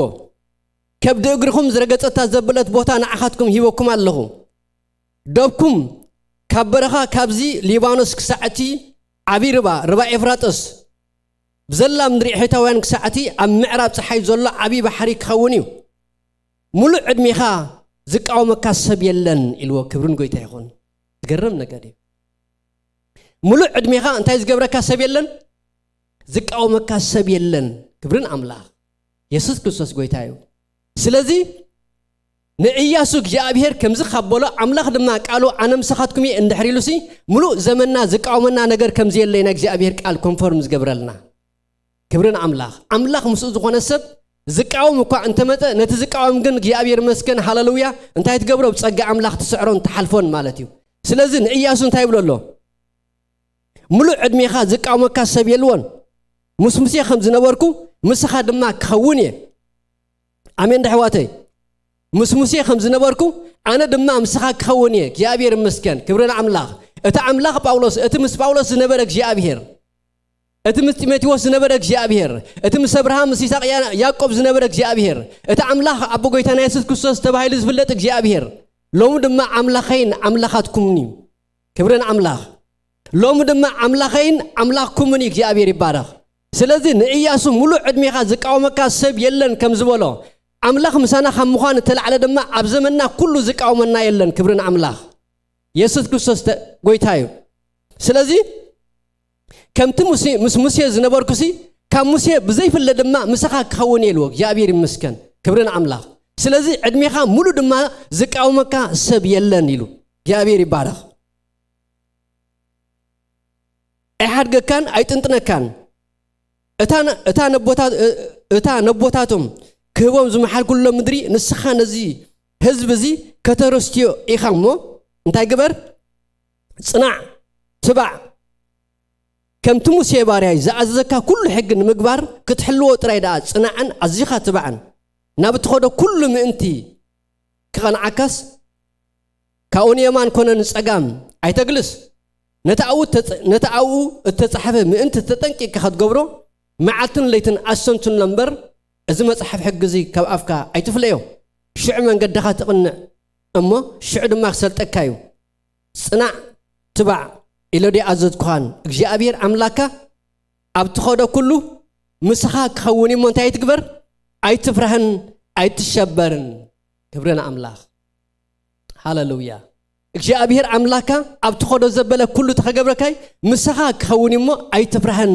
ኣይትሸበርን ክብርን ኣምላኽ ስለዚ መብዛሕቶም ንኣምላኽ ሰባት እንድሕሪእናዮም ኣነ ምሳኹም ኣለኹ ወይ ከዓ ኣነ ምሳኻ ኣለኹ ክብሎም ከሎ እግዚአብሔር መስገን ሙሱ ድማ እንታይ ድውስኸሎም እቲ ኣነ ምሳኹም ኣለኹም ምባለሲ ነቲ ሰብ ደፍርሆ ነገር ኣሎ ሰብ ዝፈርሖ ብዙሕ ነገር ክህሉ ክእል እዩ ገሊኡ ሞት ፈርሕ ገሊኡ ሕማም ፈርሕ ገሊኡ እርጋን ፈርሕ ገሊኡ ድኽነት ፈርሕ ገሊኡ ከዓ ተፈላለየ ነገር ግዝያዊ ድኾነ እውን ኣሎ እግዚአብሔር መስገን ነገር ግን እግዚአብሔር እንታይ ገብረሎም ኣነ ምሳኻየ ስለዚ እንታይ ትግበር ኣይትፍራህ ነቲ ዘፍራሕካሲ ከፍርሖ ዝኽእል ኣነ ምሳኻ ኣለኹ ነቲ ዘፍራሕካሲ ከየፍራሕካ መታን ኣነ ምሳኻ ኣለኹ ስለዚ እንታይ ትግበር ኣይትፍራህ ኣይትሸበርን ይብሎም እግዚአብሔር መስገን ክብርን ኣምላኽ ስለዚ እምበኣር ሰብ ንናቱ ዝኾነ ኣብ ህይወቱ ዘፍርሖ ክህሉ ክእል እዩ እዚ ዓመት እዚ ነገር ግን መታን ከይንፈርሕ ነገር ግን መታን ከይንጀጁ ነገር ግን መታን ካብ ጸጋ ከይንጎድል ነገር ግን መታን ካብ እምነት ከይንጎድል ግን እግዚአብሔር እንታይ ይብል ኣሎ ኣነ ምሳኻ ኣለኹ ኣነ ምሳኽ ኣለኹ ኣነ ምሳኹም ኣለኹ ክብርን ጎይታ ይኹን ስለዚ እግዚአብሔር ካብ ምዃን ምሳኻ ካብ ምዃን እተላዕለ ወይ ከዓ እግዚአብሔር ምሳኻ ካብ ምዃን ዝዓቢ ነገር የለን እግዚአብሔር መስገን ስለዚ ልክዕ ከምቲ ጳውሎስ ዓሪፉ እግዚአብሔር መስገን ንኣምላኽ ዝነብር ዝነበረ ኣነ ንስኻትኩም ድማ ክንዓርፍ ይግባአና እዩ ኣምላኽ ምሳኻ ኣለኹ እንድሕር ኢልካ ንስኻ ድማ ኣሜን ኢልካ ንኣምላኽ እንታይ ትገብሮ ተኣምኖ ክብርን ኣምላኽ ኣብ ኣምላኽ ከዓ ተዓርፍ ከምቲ ልክዕ ህፃውንቲ ምስ ተወልዱሲ ወይ ከዓ ንኣሽቱ ከለዉ ኣብ ሕቑ ፈዲኦም እንታይ ገብሩ ይዓርፉ ክብርን ኣምላኽ ይኹን ኣብ ሕቑ ፎኻሲ በጥ ኢሎም ድቅሱ ክብርን ጎይታ ይኹን እግዚአብሔር መስገን ገሊኦም ወረሲ ናብ ዓራት ተወሲድካዮም ትጨና ዓራትን ጨና ስድሮኦም ስለ ዝፈልጡ ካብ ቦታ ወይ ከዓ ካብ ታሕቲ ሒዝካዮም ደለኻ ከልግሱ ከለው እንታይ ገብሩ ይፈልጥዋ ወይ ከዓ ይበኽዩ ስለዚ እግዚአብሔር መስከን ንሕና ድማ ክብርን ጎይታ ይኹን እግዚአብሔር ምሳና ካብ ምህላው ተላዕለሲ ዓሪፍና ከንዓት ክንወፅእ እግዚአብሔር ይደልየና ክብርን አምላኽ ኢየሱስ ክርስቶስ ጎይታ እዩ ዓሪፍና ሃዲእና ተረጋጊና ቀሲና ክብርን አምላኽ ይኹን እግዚአብሔር መስከን አምላኽ ምስኡ ዝኾነ ሰብ ዓሪፍ እዩ ዝነብር ክብርን አምላኽ ኢየሱስ ክርስቶስ ጎይታ እዩ ስለዚ ንኢያሱ ታይልዎ ሙሉእ ዕድሜኻ ዝቃወመካ የለን ኢሉ እግዚአብሔር መስከን ሰብ ዝቃወሙ ብዙሕ ክህሉ ይኽእል እዩ ነገር ግን እግዚአብሔር ሙሳኻ እትኾይኑ ግን እቲ ዝቃወም ዘበለ ሓይሊ ይስእን እግዚአብሔር ይባረኽ መሕለፊ ይስእን ክብርን ጎይታ ይኹን ሃሌሉያ ኢየሱስ ጎይታ እዩ ስለዚ እግዚአብሔር ሃሌሉያ ምሳና እዩ ምሳኺ እዩ ምሳና እዩ ምሳኻ እዩ ከም ማሕበሩን እግዚአብሔር ምሳና እዩ ክብርን አምላኽ ኢየሱስ ጎይታ እዩ ዘይቲ ከንጀርብብ እግዚአብሔር ይመስገን ቅብአት ከንጀርብብ ክብርን አምላኽ አሰር አምላኽ ዘይቲ አለዎ ቅብአት አለዎ ኃይል አለዎ ክብርን ጎይታ ይኹን ኣብታ አሰር ጥራይ ርገጽ ክብርን ጎይታ ይኹን ሃሌሉያ ንጎይታ ጥራይ ንእመን ክብርን ጎይታ ይኹን ኢየሱስ ጎይታ እዩ ሃሌሉያ ስለዚ ይብል አለ ጳውሎስ ኣብዚ ሮሜ ማለት እዩ እዚ ሒዝናያ ዘለና ሓሳብ እምበኣርሲ ብዛዕባ ዝነገዝ እንታይ ክንብል ኢና አምላኽ ምሳና ካብ ኮነሲ من ايو زكا ومنا يحسب እግዚአብሔር መስከን ጳውሎስ ነዝ ነገዝ ክጽሕፍ ኮለሲ ልክዕ ከም ዝብዓድና ሪኹም ኣለኹም ዶ ብጀካ ኣነስ ሓያል መን ይዝብዘም ሓያላት ደው ክብሉ ከለው ጳውሎስ ድማ ስነት ዝቃወሞ ዘበለ ኩሉ እግዚአብሔር መስከን ኣብ ቅድሚ ተገቲሩ አምላኽ ምሳይ ካብ ኮነሲ መን ይዝቃወመኒ ይዝብሎ ደሎ ክብርን አምላኽ ክብርን ጎይታ ይኹን ብትውዓት እግዚአብሔር ይባረኽ ኣብ አምላኽ ብምትእምማን ክብርን ጎይታ ይኹን ኣብቲ ልዑል አምላኽ ብምእማን ሙካልሲ እግዚአብሔር መስከን አምላኽ ምሳይ ካብ ኮነሲ መን ይዝቃወመኒ ይዝብል ኣሎ ወይ ከዓ አምላኽ ምሳና ካብ ኮነ መን ይዝቃወመና ብል በሕባር ድማ እግዚአብሔር ይባረኽ ስለዚ ንዓውጀ ዝቃል እዚ እግዚአብሔር መስከን ከም እግዚአብሔር ምስኡ ዝኾነ ህዝቢ ከም እግዚአብሔር ምስኡ ዝኾነ ማሕበር ከም እግዚአብሔር ምሳና ዝኾነ ውሉድ አምላኽ እግዚአብሔር ይባረኽ ሃሌሉያ ክብርን አምላኽ ይኹን ተሓለፈ ርኢና ነርና ንእስራኤል ክብሎም ከሎ እግዚአብሔር ብልያን ዓይነይ ኢልዎም ክብርን ጎይታ ይኹን ደቂ እስራኤል ከውፅኦም ከሎሲ ንፈርዖን እዚ ህዝቢ እዚ ትሪኦ ዘለኻ እዚ ንዓይ እንታይ እዩ ብልያን ዓይነይ እዩ ብልያን ዓይኑ ክትንከፍ ዝኽእል ወይ ከዓ ብልያን ዓይኑ ክትንከፍ ዝደሊ ሰብ ከዓ የለን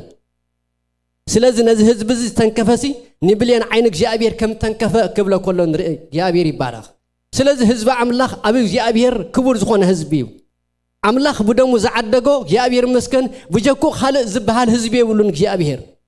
ክብርን አምላኽ ስለዚ ከም ውሉድ አምላኽ ኣብ ቅድሚ እግዚአብሔር ኣብ ዓይኒ እግዚአብሔር መጎስ ዝረኸብና ህዝቢ ኢና ኣብ ዓይኒ እግዚአብሔር መጎስ ዝረኸበ ህዝቢ እዚ ህዝቢ እዚ እግዚአብሔር ይባረኽ ስለዚ ነዚ ህዝቢ ዝተንከፈን እግዚአብሔር ከም ምትንካፍ ማለት እግዚአብሔር ይባረኽ ክብርን አምላኽ ስለዚ ደቂ እስራኤል ካብቲ ንኢያሱ ዘመንካ ሙሉእ ዝቃወመካ የለን ከም ምባል ተላዕለሲ ኢያሱ 31 ዝኣኽሉ ነገሳ ሲዒሩ ነታ ምድሪ ታገይርዋ ተቆጻጺሩ ገዚእዋ እግዚአብሔር ይባረኽ 31 ነገሳ ዝኣክል እንታይ ገይሩ መስለኩም ሲዒሩ እዚ ሕጂ ስቂልካ ምስዓር ኣይኮነን እቲ ምስጢር መን እንድሕሪልና እቲ ህልውና አምላኽ እዩ እግዚአብሔር ይባረኽ ምክንያቱ ዘመንካ ሙሉእ ዝቃወመካን ሰብ የለን ኢልዎ እዩ ኣብ ዝኸዶ ዘበለ ቅድሚ ኢያሱ ዝኸይድ ነበረ መን እዩ እግዚአብሔር እዩ እግዚአብሔር ይባረኽ ስለዚ ኣብ ምዕራፍ 11 ተዘይተጋግየ እንደቂ እስራኤልሲ መላሓሱ ገይሩካ ዘወሳውሰሉ ኣይተረኸበን ይብለን እንደቂ እስራኤል ቁሊ ሒሉ ዝጥምተው ጸላኢ ኣይነበረን ማለት እዩ ኣብ ዘመን ኢያሱ ኣብ ዘመን ኢያሱ ንዝመፀት ነገስታት ኩሉ እናሰዓረ ነታ ምድሪ ከም ዝግባእ እግዚአብሔር መስከን ሃሌሉያ ነቲ ንሙሴ ዝሃቦ ተስፋ እግዚአብሔር ንኢያሱ ብኢያሱ ከውርሶም ከሎ ንርኢ ማለት እዩ እግዚአብሔር ይባረኽ ክብርን አምላኽ ስለዚ እቲ ምስጢር መን እንድሕሪልና እቲ ህልውና አምላኽ ወይ ከዓ እግዚአብሔር ምስኡ ስለ ዝነበረ እዩ ስለዚ ጳውሎስ አምላኽ ምሳና ካብ ኮነኸ መን እዩ ዝቃወመና ይብል ኣሎ እግዚአብሔር ይመስገን ነዚ ክብል ከሎ ጳውሎስ ክብርን አምላኽ ይኹን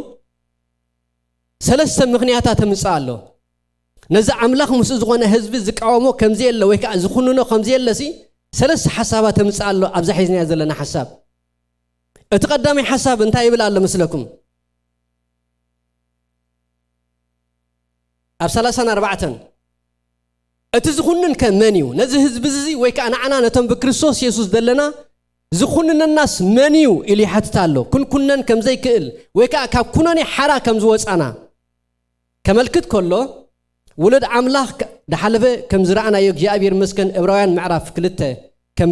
ዘንበብናዮ ብሞትን ትንሳኤን ኢየሱስ ክርስቶስ ንብዘሎ ዘመኖም ኣባርነት ዝነበሩሲ ናብ ያውፅዎም ናብ ሓርነት ኣውፅዎም ይዝብለና እግዚአብሔር መስከን ሃሌሉያ ንሕና ብክርስቶስ ኢየሱስ እንታይ ዝኾንና ኢና ካብ ባርነት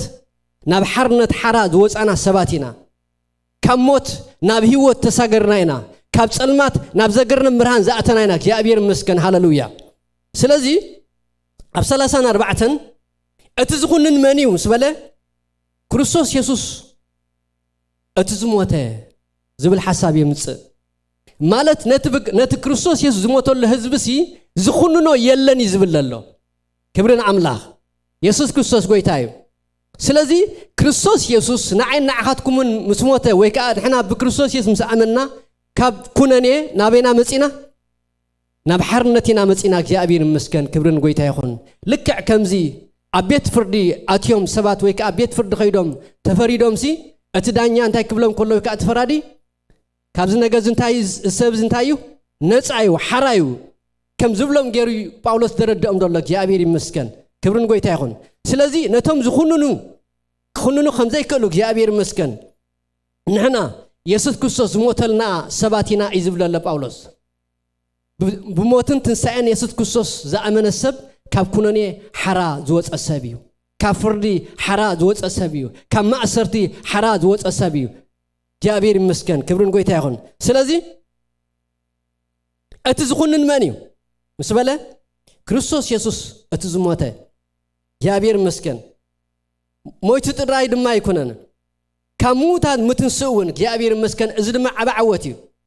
ክርስቶስ ኢየሱስ ሞይቱ ጥራይ እንተተርፍ እቲ ክርስትና ምኾነ ዶ ወይ ከዓ ህይወት ዶ ምኾነ ኣይምኾነን እኳ ዳ ጳውሎስ ክዛረብ ከሎ ካብ ኩሎም ሰባት እነደንቅ ሰባት ምኾንና ይብል ቀዳይ ቆሮንቶስ ክርስቶስ ሞይቱ እንተተርፍ ማለት እዩ ካብ ካልእ ዘፍልየ የለን ማለት እዩ እግዚአብሔር ይመስገን ነገር ግን ክርስቶስ ኢየሱስ ዘፍልዮ ነገር እንተሎ እግዚአብሔር ይመስገን ካብቲ ሓደ እንታይ እዩ ሞይቱሲ ኣይተረፈን ወይ ከዓ ሞይቱስ ንሓይሊ ሞት ታገይሩ ስዒሩ ተንስኡ እግዚአብሔር ይመስገን ስለዚ ክርስቶስ ሙሞቱ ገሊጹ ንሕና ብክርስቶስ ዝሞተልና ሰባት ኢና ኢሉ እግዚአብሔር ይመስገን ክርስቶስ ድማ ካብ ሙታን ዝተንሳኣልና ኢና ንሕና ድማ ምስ ክርስቶስ እንታይ ዝኾንና ሰባት ኢና ዝተንሳኣና ሰባት ኢና ወይ ድማ ናይ ትንሳኤ ተስፋ ከም ዘለና ዘመልክት ቃል እግዚአብሔር ይመስገን ስለዚ ነቶም ብክርስቶስ ዝሞተሎም ክርስቶስ ተንስአሎም ሰባት እንታይ ይብሎምኒ ዝቃወሞም የለን ድፈርዶም የለን ዝኹንኖም የለን ይዝብለለ ጳውሎስ እግዚአብሔር ይመስገን እቲ ሳልሲ ሓሳብ ድማ ኣብ የማን ኣምላኽ ኮይኑውን ምእንታና ዝልምን ዘለዩ ይብል ክብርን ኣምላኽ ክርስቶስ ሞይተልና ክርስቶስ ተንስኢልና ኣብ የማን ዝፋን ኣምላኽ ኮይኑ ድማ ምእንታና እንታይ ይገብር ኣሎ ይልምን ኣሎ ይብለና ናይ እግዚአብሔር ቃል ክብርን ጎይታ ይኹን ስለዚ እዞም ሰባት እዚኣቶም ዝኹንኖም የለን ወይ ከዓ ንሕና ብክርስቶስ ኢየሱስ ዘለናሲ ዝኹንነና የለን ኣምላኽ ምስኦም ዝኾንና ሰባት ኢና ይዝብለለ ጳውሎስ ክብርን ኣምላኽ እግዚአብሔር ይመስገን ስለዚ ኣብ የማን ኣምላኽ ኮይኑውን ምእንታና ዝልምን ዘለዩ ኢሉ እግዚአብሔር ይመስገን እቲ ኣብ የማን ኣምላኽ ድብል ዘለና እምነት ናይ ክብሪ እዩ እግዚአብሔር ይመስገን ስርሑ ፈጺሙ ወይ ከዓ ኣምላኽ ዝሓቶ ዘበለት ኣምላኽ ዝለየ ዘበለ ኩሉ ወዲእሲ እግዚአብሔር ይመስገን ንሞት ሕሳቡ ከፊሉ እግዚአብሔር ይመስገን ንሓይሊ ሰይጣን ሕሳቡ ከፊሉ ኣብ የማን ግርማ ኣምላኽ ተቐሚጡ ማለት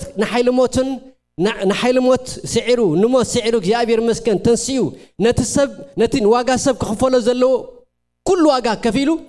ናይ ክብሪ ምቕማጥ እዩ እዚ ኣብ የማን ኣምላኽ ተቐመጠ ዝብለና ደሎ እግዚአብሔር ይባረኽ ስለዚ ክርስቶስ ኢየሱስ ኣብ የማን ኣምላኽ ተቐሚጡሎ እግዚአብሔር ይመስገን ዕብራውያን ምዕራፍ 1 ቁጥር 3 ንዕኡ ዝገልጽ ሓሳብ ኣለዎ እግዚአብሔር ይመስገን ነቲ የማን ኣምላኽ ድብል ኣብ የማን ኣምላኽ ተቐሚጥልና ኣሎ ወይ ከዓ ይልምነልና ኣሎ ወይ ከዓ የማልደልና ኣሎ ንብል ክብርን ጎይታ ይኹን ዕብራውያን ምዕራፍ 1 ቁጥር 3 ከም ይብለና ንሱ ናይ ክብሩ ነጸብራ ቅርጽ ባህሪን ከሎ ኩሉን በኃይል ቃሉ ጸዊር ከሎስ ምንጽ ኃጢአትና ምስገበረ ኣብ የማን ኣብ ላዕሊ ኣብ የማን ግርማ አምላኽ ተቀመጠ ይብላ ምንጽ ኃጢአትና እትንሰብ ወይ ከአትን ኃጢአት ከንጽህሉ ዘሎ ጉቦ ዝኾነ ዋጋ ከፊሉስ ኣብ የማን አምላኽ ተቀሚጡ እግዚአብሔር ይመስገን እቲ አምላኽ ዝሓቶ ወይ ከአትን ሰብ ንኽድሕን ዝሓቶ ዘበለ ኩሉ ዋጋ ከፊሉስ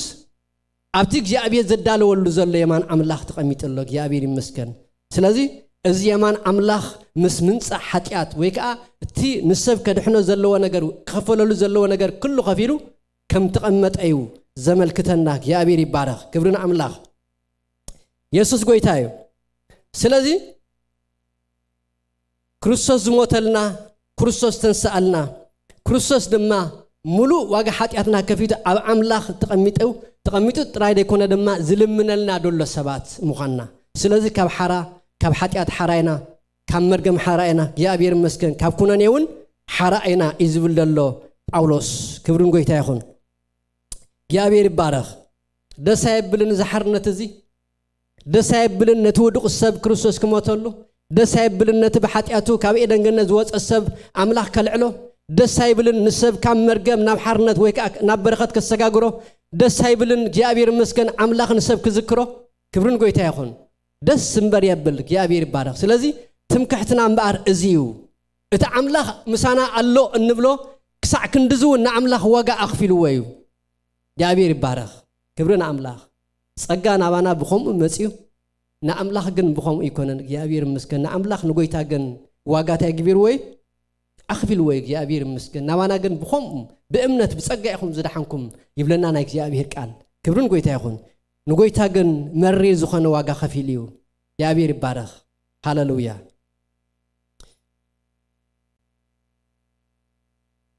ክብርን አምላኽ ይኹን ስለዚ በዛ ዓመት እዚ ሓደ ነገር ንዘክር እግዚአብሔር ምስመን እዩ ምሳዩ እግዚአብሔር ምሳዩ እግዚአብሔር ምሳኺ እግዚአብሔር ምሳኻ እግዚአብሔር ብሕብረት ድማ ምሳና ክብርን ጎይታ ይኹን እግዚአብሔር ይመስገን ስለዚ ኣብዚ ምዕራፍ 8 ንቐጽል ካብታ ፍቕሪ ክርስቶስ ፈልየና መን እዩ ከመየ ሙሉ መዓልቲ ንቕተል ኣሎና ከማባጊዕ መሓረዱን ተቆጸርና ዝብል ጽሑፍ ዘሎ ጭንቀት ዶ ጸበባ ዶ ስደት ዶ ጥምየት ዶ ዕርቃን ዶ ፍርህ ዶ ወይ ሰይፊ ሞት ኮነ ወይ ህይወት መላእኽቲ ኮነ ወይ ገዛእቲ ዘሎ ኮነ ወይ ዝመጽእ ወይ ሓይልታት ልዕዝ ዝበለ ኮነ ወይ ትሕዝ ዝበለ ካልእ ፍጥረቱን እንትኾነ ካብታ ኣብ ክርስቶስ ኢየሱስ ጎይታና ዘላ ፍቕሪ አምላኽ ከቶ ክፈልየና ከም ዘይኮነሉ ኣርጊጸ ኣለኹ እሞ በዚ ኩሉ በቲ ዘፍቅረና ኣጸቢቕና እንታይ ንገብር ኢና ኣጸቢቕና ኣይትፍርሕዋ ኣጸቢቕና ንስዕር ኢና ክብርና አምላኽ ይኹን ኢየሱስ ክርስቶስ ጎይታ እዩ ሃሌሉያ ኣጸቢቕና ንስዕር ኢና ኢሉ እግዚአብሔር ይባረክ ካብ ምንታይና እቲ ምንጭና እንድሕሪዱ እግዚአብሔር ይመስገን አምላኽ ምሳና ካብ ምዃን እተላዕለ ካብ ኩነኔ ሓራ ከም ዝወፃና ምዃን እተላዕለ ካብ ባርነት ሓራ ከም ዝወፃና እግዚአብሔር ይመስገን አምላኽ ምሳና ካብ ምዃን እተላዕለሲ እዚ ኩሉ ጥቀስዎ እዚ ኩሉ ዘርዝርዎ ይዝብለለ ጳውሎስ እግዚአብሔር ይመስገን እንታይ ንገብር ኢና ኣርጊጸ ኣለኹ ምዝ ኩሉ ኣርጊጸ ኣለኹ በቲ ዝበና ጸጋ ድማ ንኩሉሲ ንስዕር ኢና ይዝብለለ ጳውሎስ እግዚአብሔር ይመስገን በዚ ኩሉ በቲ ዝበና ኣጸቢቕና ንስዕር ኢና ክብርና አምላኽ ኢየሱስ ክርስቶስ ጎይታ እዩ ስለዚ ጸላኢና ዝተዋረደ ጸላኢ ዘለና ሓደ ግዜ ካብቲ ንኣምላኽ ንዕብዮሲ ንሰይጣን ንዕብዮ ይዓቢ ሓደ ግዜ ካብቲ ንኣምላኽ ክንፈርሖ ዝግባአናስ ንሰይጣን ንፈርሕ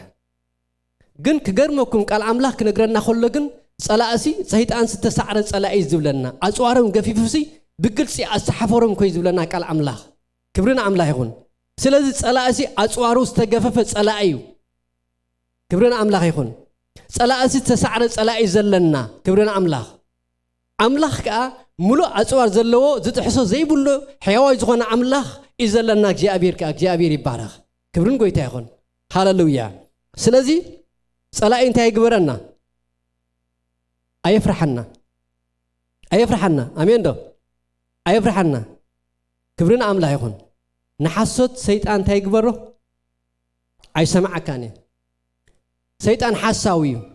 اتزح عبي مسارحيو حسوتيو سلازي نحساب سيطان أي نقبره بزعمة تزي أي نسمع أيو نتا عملاخ ذهبنا تسفاقن نعو انتاي نقبر نعو نسمع نعو نؤمن نعو مديتيت نقبرك يا أبير بارك كبرنا عملاخ يا أبير مسكن كبرن قويتا يخون أزك على زي نقرأكم على امني ولكم على سيفي قال عملاخون كون سلزب لنا مالتي يا أبير مسكن نسألاتنا أن نقرص مولو سيفنا قال عملاخي نسألاتنا أن نقرص مولو سيفنا قال عملاخي نسألاتنا أن نسعر له حيلي سقع عملاخي يا أبير بارك كبرنا عملاخ سلازي نحسب صلاي نودي صلاي نقالات صلاي نحسب صلاي كل غي سمعنا اذنك يهبنا نتعملخ زبلنا جن كل غزي انتي نغبرو عين رسعيو يا ابي يبارك كبرنا املاح يكون سلازي باولوس يبلالو ارغيص الله بز كله بزفقرنسي اصبقنا نسعر انا بتزفقرناس اصبقنا نسعر انا باملاخسي اصبقنا نسعر انا يزبل تامامينك يا ابي يبارك كبرنا املاح سلازي حزب املاح كا نمسعر التصوع حزبيو يا ابير مسكن نمسعر التصوع حزبيو كبرن قويتا يخون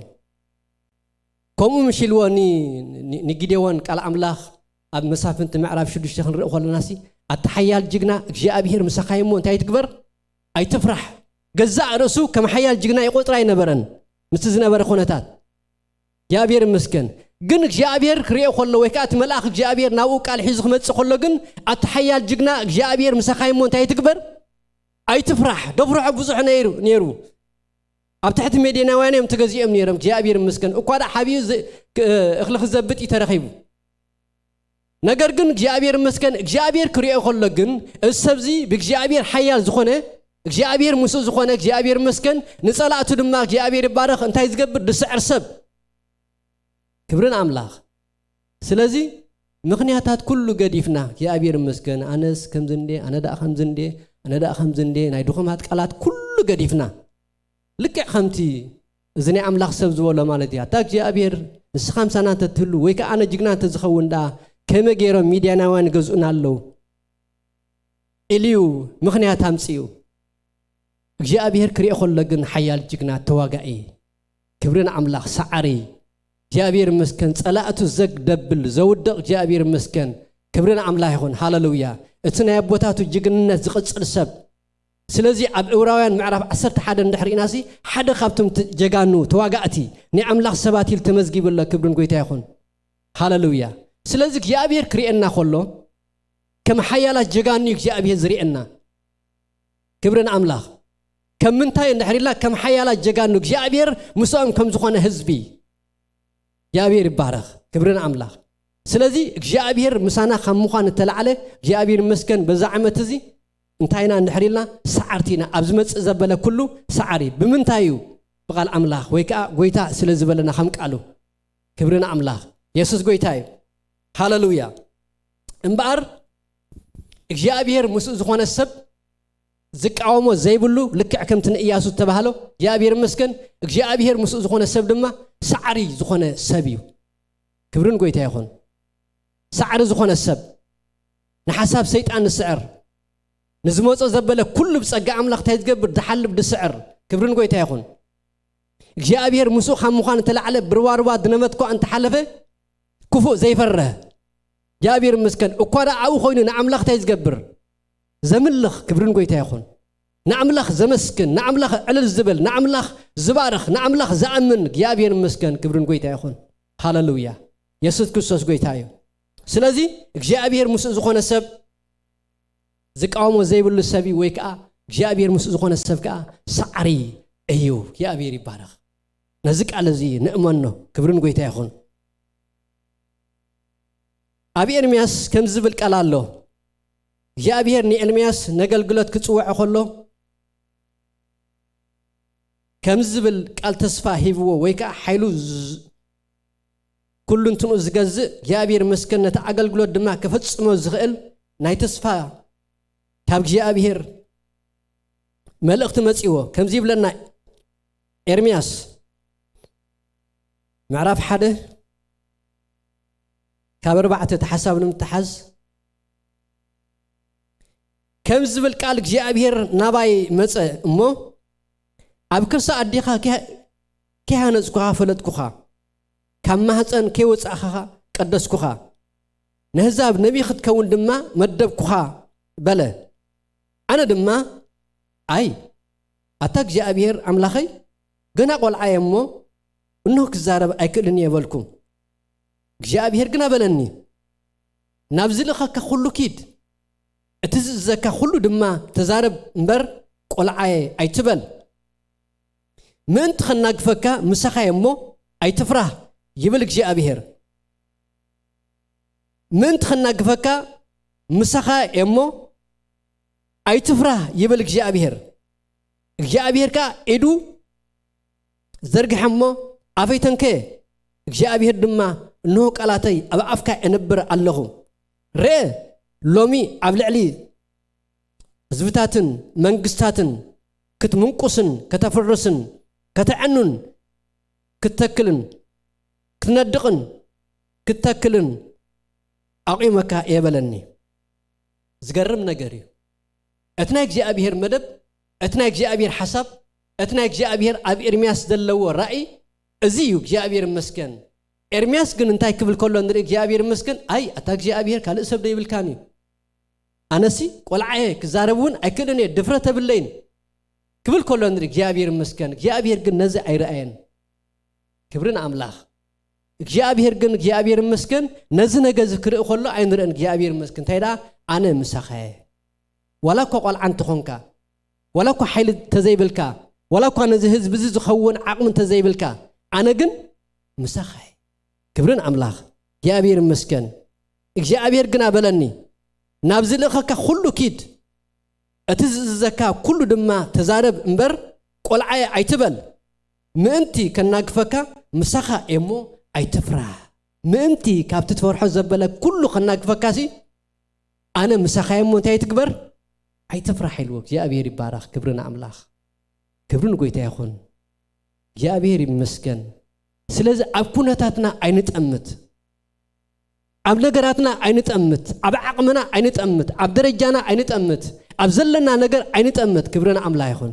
እግዚአብሔር ልዕሊ እዩ እቲ ህልውና ኣምላኽሲ ኣው ኣብ ነገራት ተወኪለ ኣይኮነን እግዚአብሔር ምሳኻ ኣለኹ ዝብል እግዚአብሔር ይመስገን ካህናት ኣይወሓድዎን ካብቲ ዘመንቲ ተዛረብቲ እኮ ኣይወሓድዎን እግዚአብሔር ፍላጣት እኮ ኣይወሓድዎን ኣብቲ ግዜቲ እግዚአብሔር ይመስገን ክንበይ ዝኽእሉ ከረድኡ ዝኽእሉ ከስምዑ ዝኽእሉ እኮ ኣይወሓድዎን ዓበይቲ ነገር ግን እግዚአብሔር ግን ንመን መሪፁ ንመን ሓሪዩ እንድሕሪልና ገና ኣብ ድቂ ኣዲኡ ገና ኣብ ክርሲ ኣዲኡ ከሎሲ ንነቢነት ዝቐብኦ ሰብ ነይሩ እግዚአብሔር ይባረኽ ክብርን ኣምላኽ ስለዚ ኣነ ንስኻትኩም ድማ ክርስቶስ ኢየሱስ ዝሞተልና ክርስቶስ ኢየሱስ ተንሳኣልና ክርስቶስ ኢየሱስ ተንስኡ ድማ ኣብ የማን ኣምላኽ ተቐሚጡ ስለና ዝልምን ደሎ ህዝቢ እግዚአብሔር ምስኦም ዝኾኑ ህዝቢ ኢና እግዚአብሔር ይባረኽ ክብርን ኣምላኽ ስለዚ እግዚአብሔር ምስ ዝኾነ ሰብ ከዓ ካብ ዝፈርሖ ዘበለ ኩሉ እንታይ ይገብርኒ ኣይሃድምን እግዚአብሔር መስከን እግዚአብሔር ምሳይ ኣሎ ይዝብል ንኣምላኽ ዝኣምን ካብ ኩነታቱ ንኣምላኽ ዝጥምት ካብ ነገራቱ ንኣምላኽ ዝጥምት ካብ ተሕስኡ ንኣምላኽ ዝጥምት እግዚአብሔር ይመስገን ክብርን ጎይታ ይኹን ሃሌሉያ ስለዚ እንታይ ህልወና ኾን ሎሚ ዘለና ሒደት ክመስለና ኽእል እዩ ዘለና ውሕድ ክመስለና ኽእል እዩ ዘለና ንእሽተይ ክመስለና ኽእል እግዚአብሔር ይመስገን እግዚአብሔር ምሳና ካብ ምህላው ተላዕለ ግን እቲ ሒደት እንታይ ይገብር ይበዝሕ እቲ ንእሽተይ እንታይ ይገብር ይዓቢ እግዚአብሔር ይመስገን እቲ ንእሽተይ ዘለና ግን እግዚአብሔር ምሳይ ኣሎ ንወስኸሉ ነቲ ዘለና እግዚአብሔር ይመስገን ካብ እግዚአብሔር ከም ተቐበልናዮ ኣሚና በዛ ዓመት እዚ ዘለና እንታይ ንግበር ናብ እግዚአብሔር ነቕርቦ ክብርን ጎይታ ይኹን ክብርን ጎይታ እግዚአብሔር ይመስገን እቲ ሓደ ታንእሽተይ ዘላቶ ክዕብያ ከሎ ወይ ከዓ ንኣምላኽ እግዚአብሔር ይመስገን ከም ዝግባእ ክእዘዝ ከሎ በቲ ሓደ ድማ ታዘላቶ ንእሽተይ ንኣምላኽ መስዋዕት ክኸፍል ከሎ እቲ ሓደ ድማ ንእሽተይ ከምኡ ክህብ ከሎ እግዚአብሔር ይመስገን ናይ ኩሉና ተደሚሩ ንመንግስቲ ኣምላኽ ንምስፋሕ ዓብይ ተራ ይፃወት ክብርን ኣምላኽ ይኹን ስለዚ እዚኣ ዘላትን እዚኣ ድማ ንኣምላኽ ኣይትጠቅመን እያ ኣይንበል እግዚአብሔር ይመስገን ትዛዓበየ ጎይታ ምሳና ኣሎ እቲ ዝዓበየ እግዚአብሔር ይባረኽ ትዝናእሰ ነገራትና ዘይኮነሲ كبرنا أملاخ تزعبي قويتا مسانا مهلاو نتأمت بزعمة تزي نرأيه نعو نحسب نعود ما بتزلنا عقم انتهي نقبر نكل قلنا أملاخ نسمرك يا أبيري مسكن هللويا يا أبيري بارخ سلازيو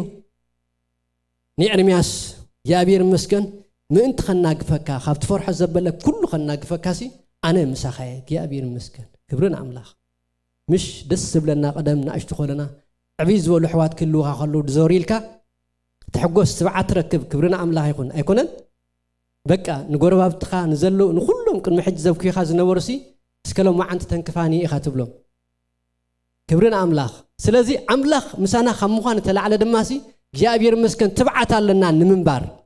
كبرنا أملاخ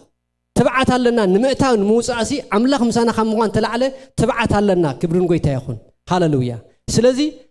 نزني أملاخ سوي كأن نيرمياس جاء بير مسكن كابت فرح زبلة كله خلنا كفكا زخل أنا سلازي أي تفرح يوم أقوى أجي أبير مسكن بزنيش تيز مسل هتسان بزنيش تيز ولا لون أملاخ سبسي نمن قصة تخبر كل خنق أنا كل نريك يا أبير مسكن كبرنا أملاخ رأي لوميلو قبل على هزبتاتن من قصاتن كت منقص زقرب نجاري أب هزبتاتن أم من قصاتن سي كمنيش تقول يا أبير مسكن زمنقص نجار كوت أخل نري مالتي يا أبير بارخ كتفرسن كتعنن كتطفئن كتندقن كتتكلن أقيمك هاي بلني نتخفرس دلو كفرس نتخندق دلو دما خندق نتكهنت دلو دما كهنس يا أبير مسكن نتخعبز دلو دما كعبسي أنا أقيمك هاي أنا مسخا الله إلو يا أبير بارخ كبرنا أملاخ سلزون يا أبير حجون كاب إرمياس بزيف الله كاب أولس بزيف الله كاب جدوان بزيف الله كاب كلهم نعمنا تابوتات كاب زيف الله سيك يا أبير مسكن اتهياو زخونا أملاخ مساين مساخاتكم من إيو اتخساقر دخل أملاخ مساخاتكم من إيو كبرنا أملاخ يا أبير مسكن أملاخ بزح خمنا ساقرنا بزح نقر كم زقبرلنا ناتنا زخونا مسكر علينا يا أبير مسكن كاو بزبلس المحجك يا أبير مسكن هاللويا هاللويا كاو زبلس يا أبير كحجي مسانايو كبرن قويتا يخون يا أبير مسانايو يا أبير مسانايو أتمامين بولو من رغاق يحلفكم آمين يحلفنا كبرن أملاخ يسوس قويتا سلازي يا أبير مسخا مهلاو يا أبير مسكن كبرتي خبرت بكا كبرتي رزنتي كبرن أملاخ تبعتي دما كونفيدنسيو كبرن قويتا يخون هاللويا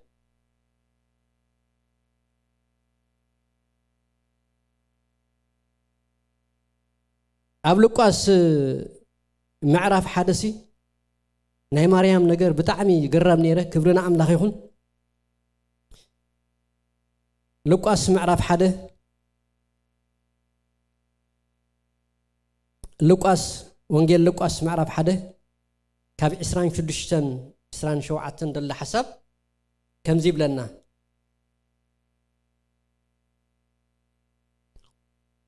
بدسال سيت ورحي جبريل ملأخ نام نازريت اتباه العد قليلا نام حنت دنقل كبع ملاخ تلاخه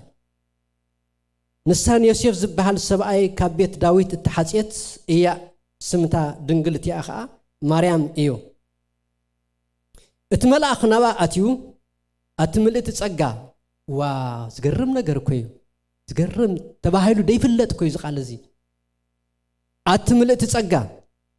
جاء بهير مساخيمو باهي بلكي كابنستي برختي إخي نزق على زي بشيم يسوس كريستوس أباخن نحواتي يزور الله أتملأت تسقى جاء بهير مساخيمو باهي بلكي بهزي بالهيوة تقع أنت هالوكي جاء بهير مساخ خمخان تلعلقن جاء بهير باهي بلكي كبرنا عملا يخون يسوس كريستوس قويتاي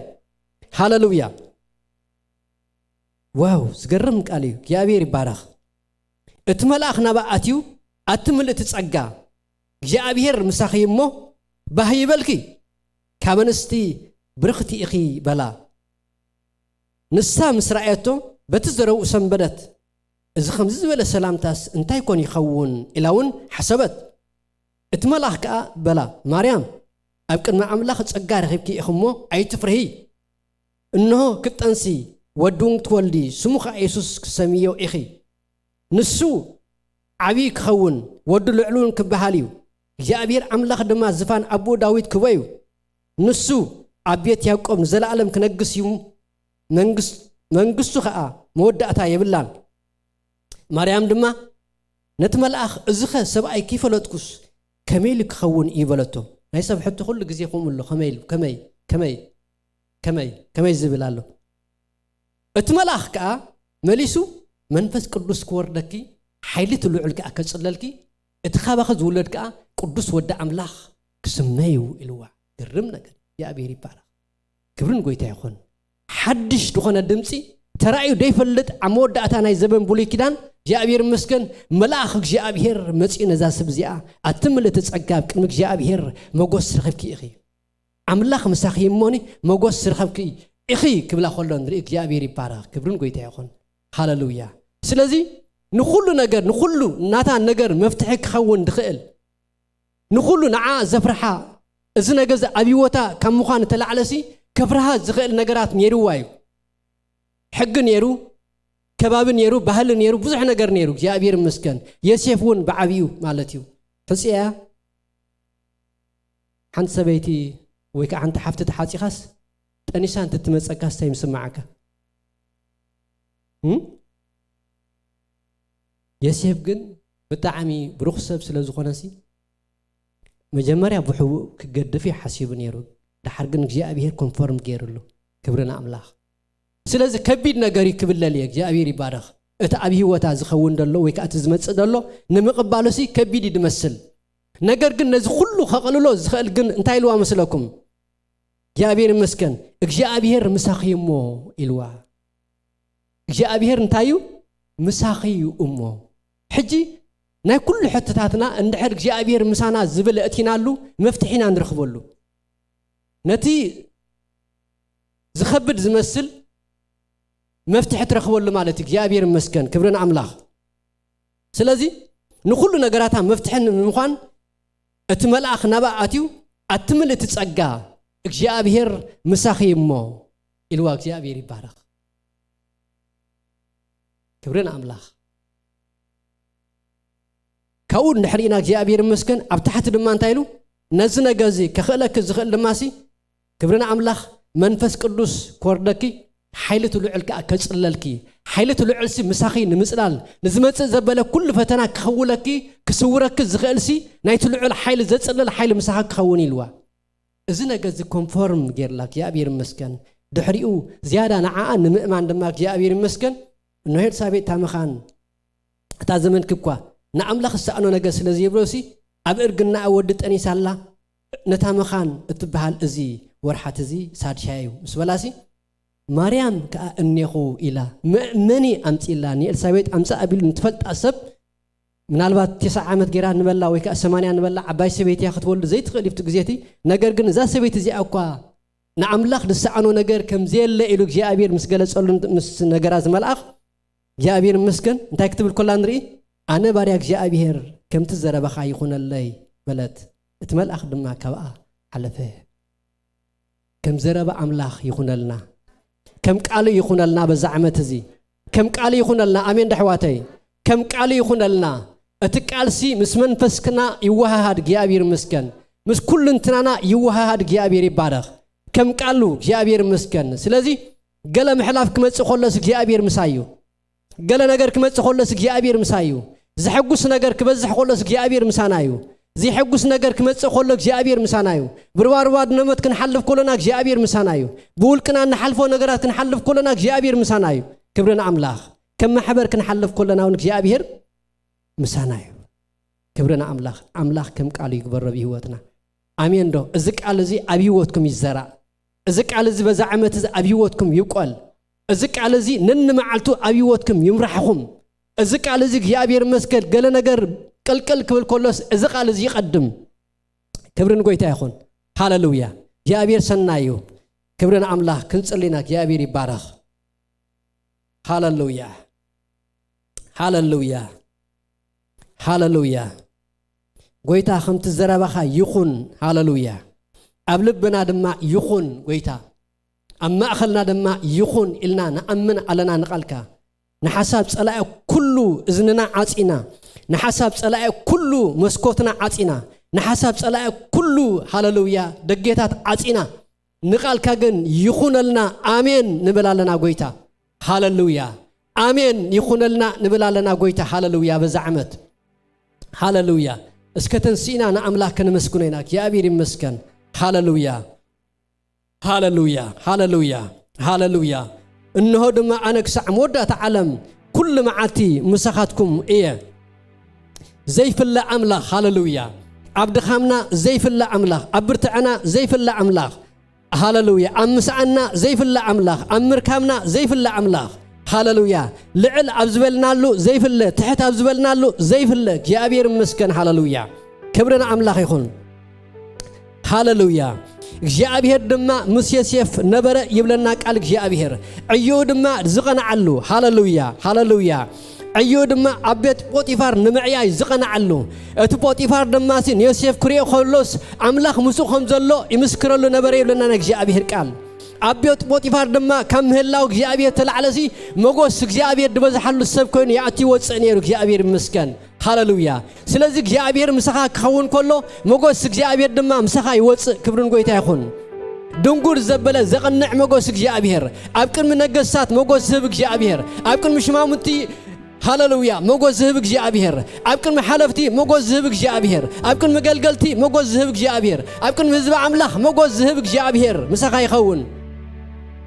ዓመት መጎስ እግዚአብሔር ይባረክ ሃሌሉያ ሃሌሉያ መጎስ ናግዚአብሔር መጎስ ምሳኺዩ ናግዚአብሔር መጎስ ምሳኻዩ ናግዚአብሔር መጎስ ምሳናዩ ክብርን ጎይታ ይኹን ሃሌሉያ ሃሌሉያ ሃሌሉያ መጎስ እግዚአብሔር መጎስ እግዚአብሔር መጎስ እግዚአብሔር መጎስ እግዚአብሔር ሃሌሉያ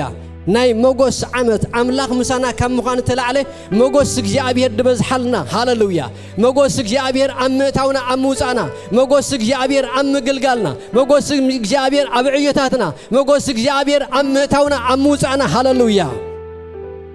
መጎስ እግዚአብሔር ድማ ምሱ ነበረ ሃሌሉያ ናይ መጎስ ዓመት ናይ መጎስ ሃሌሉያ ዘመን ሃሌሉያ ሃሌሉያ ሃሌሉያ ሃሌሉያ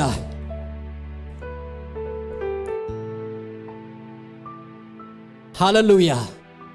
እስከና አምላኽ እንዳመስገንና ንቃሉ ድማ ኣብ ህይወትና እናሐሰብና እግዚአብሔር ይባረኽ ሃሌሉያ ናይ ወንጌል ጻውዒት ክጽውዐ ምናልባት ኣብ መንጎና ሃሌሉያ ንጎይታናን መድሓኒናን ኢየሱስ ከም ግል መድሓኒኹም ዘይተቐበልኩም እንተለኹም እሞ ድማ በዚ መዓልቲ ክትቅበልዎ ድወሰንኩም እግዚአብሔር ኩሉ ጊዜ ምሳኹም ክኸውን እግዚአብሔር ኩሉ ጊዜ ምሳኹም መታን ክኸውን እግዚአብሔር መስገን ናብዚ መድሓኒ እዚ ክትመፁ እግዚአብሔር ይባረኽ ናብዚ መድሓኒ ዝኾነ ክርስቶስ ኢየሱስ ናብቲ ስሊኹም ዝሞተ ስሊኹም ከዓ ዝተንስአ ኣብ የማን አምላኽ ኮይኑ ድማ ዘማልድ ዘሎ ክርስቶስ ኢየሱስ ንመዲና ዓለም ከም ግሊ መድሓኒኹም ጌርኩም ክትቅበሉ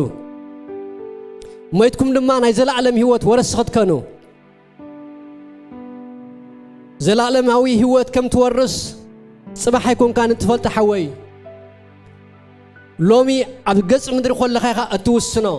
እዚ ሎሚ ኣብ ገጽ ምድሪ ወሲናያ ዘለና ንዘላለም ምስ አምላኽ የንብረና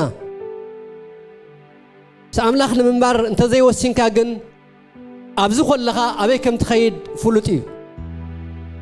ስለዚ ምናልባት እንተለኹም ብዙሕ መዓልቲ ቤት አምላኽ መጺኹም ክትኮኑ ትኽእሉ ኢኹም እቲ ምምጻእኹም ብጣዕሚ ጽቡቕ እዩ ክብርና አምላኽ ነገር ግን እቲ ዝበለጸ ነገር ግን ህይወትኩም ንዘላለም ምስ አምላኽ ክትነብር ካብቲ ሃልሃል ዝብል ገሃነም እሳት ክትወፁ ካብቲ ንጸላኢኻ ዘይትምነየሉ ናይ ዘላለም ገሃነም ከተምልጡ ጎይታ ይዕድመኩም ኣሎ በዚ መዓልቲ እዚ ንዑ ናብ ጎይታ ንዑ ተቐበልዎ ህይወት ይሕሸኩም ካብ ንዘላለም ኣብ ገሃነም ምንዳድ ሃሌሉያ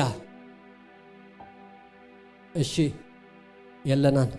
ኩልና ብጎይታይና ክብርና አምላኽ ሃሌሉያ ጎይታይን አምላኸይን እግዚአብሔር የመስክነካ ኣለኹ ልዑል እግዚአብሔር ኩሉ ትኽእል ኣምላኽ አብርሃም ኣምላኽ ኢሳቅ ኣምላኽ ያዕቆብ ኣምላኽ ኣቦ ጎይታና ኢየሱስ ክርስቶስ ኣብ ዘመንና ድማ ኣምላኽና ክትበሃል ዝሓፈርካ ኣምላኽ ንስኻ ምሳና ክትህሉ ክብረት ስለ ዝኾነ እግዚአብሔር ኣዚና ነመስክነካ ኣለና ንስኻ ምሳና ክትከውን እግዚአብሔር ምሳኹም ኣለኹ ክትብለና እግዚአብሔር ወሕስነት ሂብካና ስለ ዘለኻ እግዚአብሔር ድሕነት ሂብካና ስለ ዘለኻ እግዚአብሔር እስኻ ምሳና ምዃን ንዓና በረኸት ምዃኑ ኣሚንና ጎይታ ነመስክነካ ኣለና ብዘይ ባዕኻ እግዚአብሔር ነዚ ዓመት ክንሓልፋ ስለዚ ሓደካና እግዚአብሔር ተመስገን እግዚአብሔር ምሳና ከም ምዃን ተላዕለ እግዚአብሔር ኣብ ንኣቶ ኣብ ንወጾ እግዚአብሔር ክብረት ስለ ዝኾነልና መጎስ ስለ ዝኾነልና ዓወት ስለ ዝኾነልና ብርትዐ ስለ ዝኾነልና ምሕዳስ ስለ ዝኾነልና እግዚአብሔር ጽንዓት ስለ ዝኾነልና ጎይታ ነመስክነካ ኣለና ወአምላኽ ንህዝብኻ እግዚአብሔር ድማ ሕጂ ኣዚኻ ክትረድኦ ንቃልካ እግዚአብሔር ከም ቃልካ ክቕበሎ እግዚአብሔር ካብ ሓሳብ ጸላኢ ሓሳብ ቃልካ ክዕቢ ኣብ ህይወቱ ኣብ መዓልታዊ ነገራቱ ምስተውዓል ህዝብኻ ክትከፍት ጎይታ ንጸልይ ኣለና ወአምላኽ እዚ ቃል እዚ ዓመት ሙሉእ ይምርሐና ቃልካ ይምርሐና ጎይታ ንብል ኣለና ዝመፀና ሓሳብ ዘይኮነ ክመርሐና እንደልዮ ሓሳብ ዘይኮነ ክመርሐና ቃልካ ግን እግዚአብሔር ኣቦ ሙሉእ ዘመንና ይምርሐና ንብል ኣለና ጎይታ ንቃልካ ንእመን ኣለና ጎይታ ከምቲ ማርያም ዝበለቶ ኣሜን ይኹነለይ ከም ዝበለት እግዚአብሔር ንቃልካ ኣሜንን እወን ንብል ኣለና እግዚአብሔር በዛ ዓመት እዚ እግዚአብሔር ስለ ትረድኣናውን ስለ ዘለኻ እግዚአብሔር ምሳና ስለ ዘለኻ ክብሪ ንበካ ኣለና እግዚአብሔር ሃሌሉያ ሽምካ ይባረኽ ህልውናኻ እግዚአብሔር ኣብ ህይወትና ምሳና ክኸውን ዓብይ እሞ እግዚአብሔር ተመስገን ሃሌሉያ ቃልካ ክንዝክር እግዚአብሔር ቃልካ ክነስተውዕል ቃልካ ክንምርምር እግዚአብሔር ኩሉ መዓልታት እግዚአብሔር ኣቦ ንቃልካ ንምዝካር ክንቅል ሓይልን ጸጋን ዕጥቃብ ህዝብኻ እግዚአብሔር ስለ ምሕረትካ ተመስገን ስለ ኩሎም በዛ መዓልት እዚኣ ዘገልግሉ ዘለዉ ኣሕዋት ዘገልገሉን ከዓ ክብሪ ንዓኻ ይኹን ስለዚ ህዝብኻ ስለዚ ብደምካ ዝዓደካ ህዝቢ ኣብ ዘሎን ኣብ ኣባይቲ ደሎን ጎይታ የመስክነካ ኣለኹ ብጎይታ ብኢየሱስ ክርስቶስ ያው ስም ኣሜን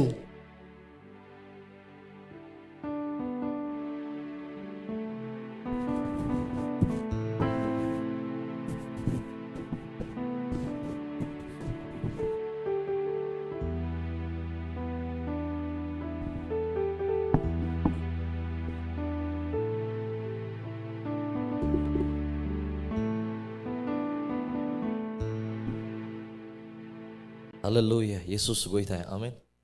ኢየሱስ ወደ አምላኽ ሃሌሉያ ስለ ቃሉ ስሙ ይባረኽ ሃሌሉያ እስከ ስለ ተቃል ክንገረና ጸልሕና ሓሰብና ንእግዚአብሔር ከነምልኾ ኢና ተአምላኽና ዝበሉ ኢና ንሰማዕ አሜን ኩነታት ዝብለና ዘሎ ነገራት ዝብሎ ዘሎ ዘይኮነስ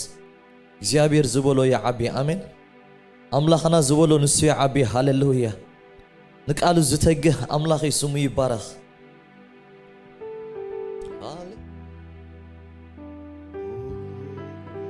نحسود سيطان كي سمعو إزني حاتيمي زبلو خمس قبرو عملاخي يا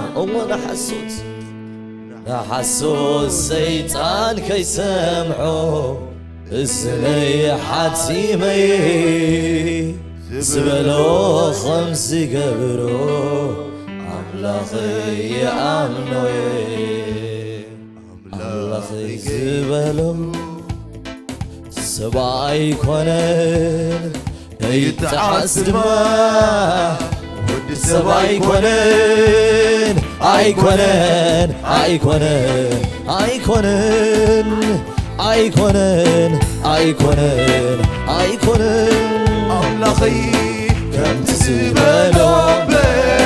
بعدلي عينبرن أملاخي كم تتعرب بر عقاتميس عينبرن أملاخي كم تسيب الأبر عقدلي عينبرن أملاخي كم تتعرب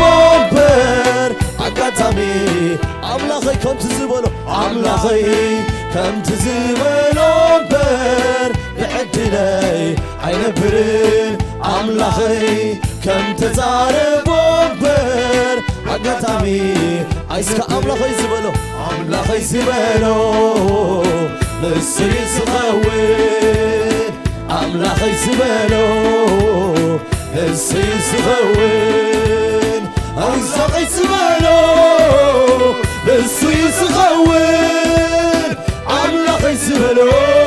ንሱ እግዚአብሔር እግዚአብሔር ዝበሎ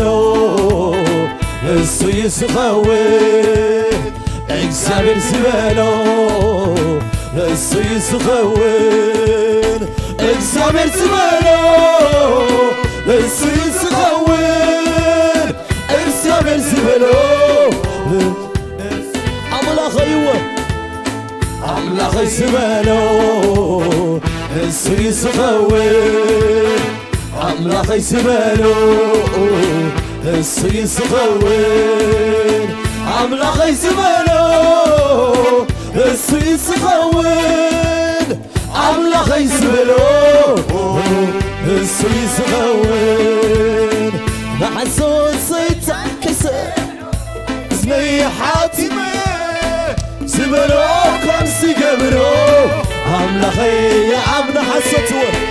ንሓሶት ሰይጣን እዝነይ ሓቲመ ዝበሎ ከምሲ ገብሮ ኣምላኸይ የኣምኖየ ኣምላኸይ ወዲ ሰብ ኣይኮነን ከይትዓስባ ወዲ ሰብ ኣይኮነን ኣይኮነን ኣይኮነን ኣይኮነን ኣይኮነን እምነት አለኒ እምነት አለኒ እምነት አለኒ እምነት አለኒ ኣብቲ ኩሉ ዝኽእል ኣብቲ ኩሉ ዝኽእል ኣብቲ ኩሉ ዝኽእል ኣብቲ ብሓባር እምነት አለኒ እምነት አለኒ እምነት አለኒ እምነት አለኒ ኣመን ኣመን ኣብቲ ኩሉ ዝኽእል ኣብቲ ኩሉ ዝሰይ ኣብቲ ኩሉ ዝኽእል ኣብቲ ኩሉ ዝኽእል ኣብቲ ኣብቲ ኩሉ ዝኽእል ኣብቲ ኩሉ ዝኽእል ኣብቲ ኩሉ ኣብቲ ኩሉ ዝኽእል ኣብቲ ኩሉ እስከ ከም ዝበልዎ ብርባርባድነ ሞት እኳ እንተኸድኩ ክፉ ኣይፈርህኒ መንዲዩስ እስከ ብሩባሩባ ብርባርባድነ ሞት እኳ እንተኸድኩ ክፉ ኣይፈርህኒ መንዲዩ ዘሎ ምሳይ ምኽሪ ኣምላኸባይ መንዲዩ ዘተልምሶ ታምላኸይ ዝበሰይ ባዕሉ ምኽሪ ኣምላኽ ምኽሪ ኣምላኸባይ መንዲዩ ዝኽልምሶ ታምላኸይ ዝበሉ ባዕሉ እስከ ፀሓይ ዓሪባ ፀሓይ ዓሪባ ዝመን መዓስዩ ዝመጽእ ኢለ ዝተጸበኽዎ ሰብ ኣይኮነን ኣነስ ተስፋይ ዝገበርክዎ ግዚኡ ኣምላኸይ ደበ ሰብ ኣይኮነንዎ ሰብ ኣይኮነን ኣነስ ተስፋይ ዝገበርክዎ ግዚኡ ኣምላኸይ ደበ ሰብ ኣይኮነን ሰብ ኣይኮነን ኣነስ ተስፋይ ዝገበርክዎ ግዚኡ ኣምላኸይ ደበ ስለዚ እምነት ኣሎኒ እምነት ኣሎኒ እምነት ኣሎኒ እምነት ኣሎኒ እምነት ኣሎኒ ኣመን ኣመን ኣብቲ ኩሉ ዝኽእል ኣብቲ ኩሉ ዝኽእል ኣብቲ ኩሉ ዝኽእል ኣብቲ ኣመን ኣመን ኣብቲ ኩሉ ዝኽእል ኣብቲ ኩሉ ዝኽእል በልዎ ኣብቲ ኩሉ ዝኽእል ኣብቲ እስከ ማሕበር እምነት ኣሎኒ እምነት ኣሎኒ እምነት ኣሎኒ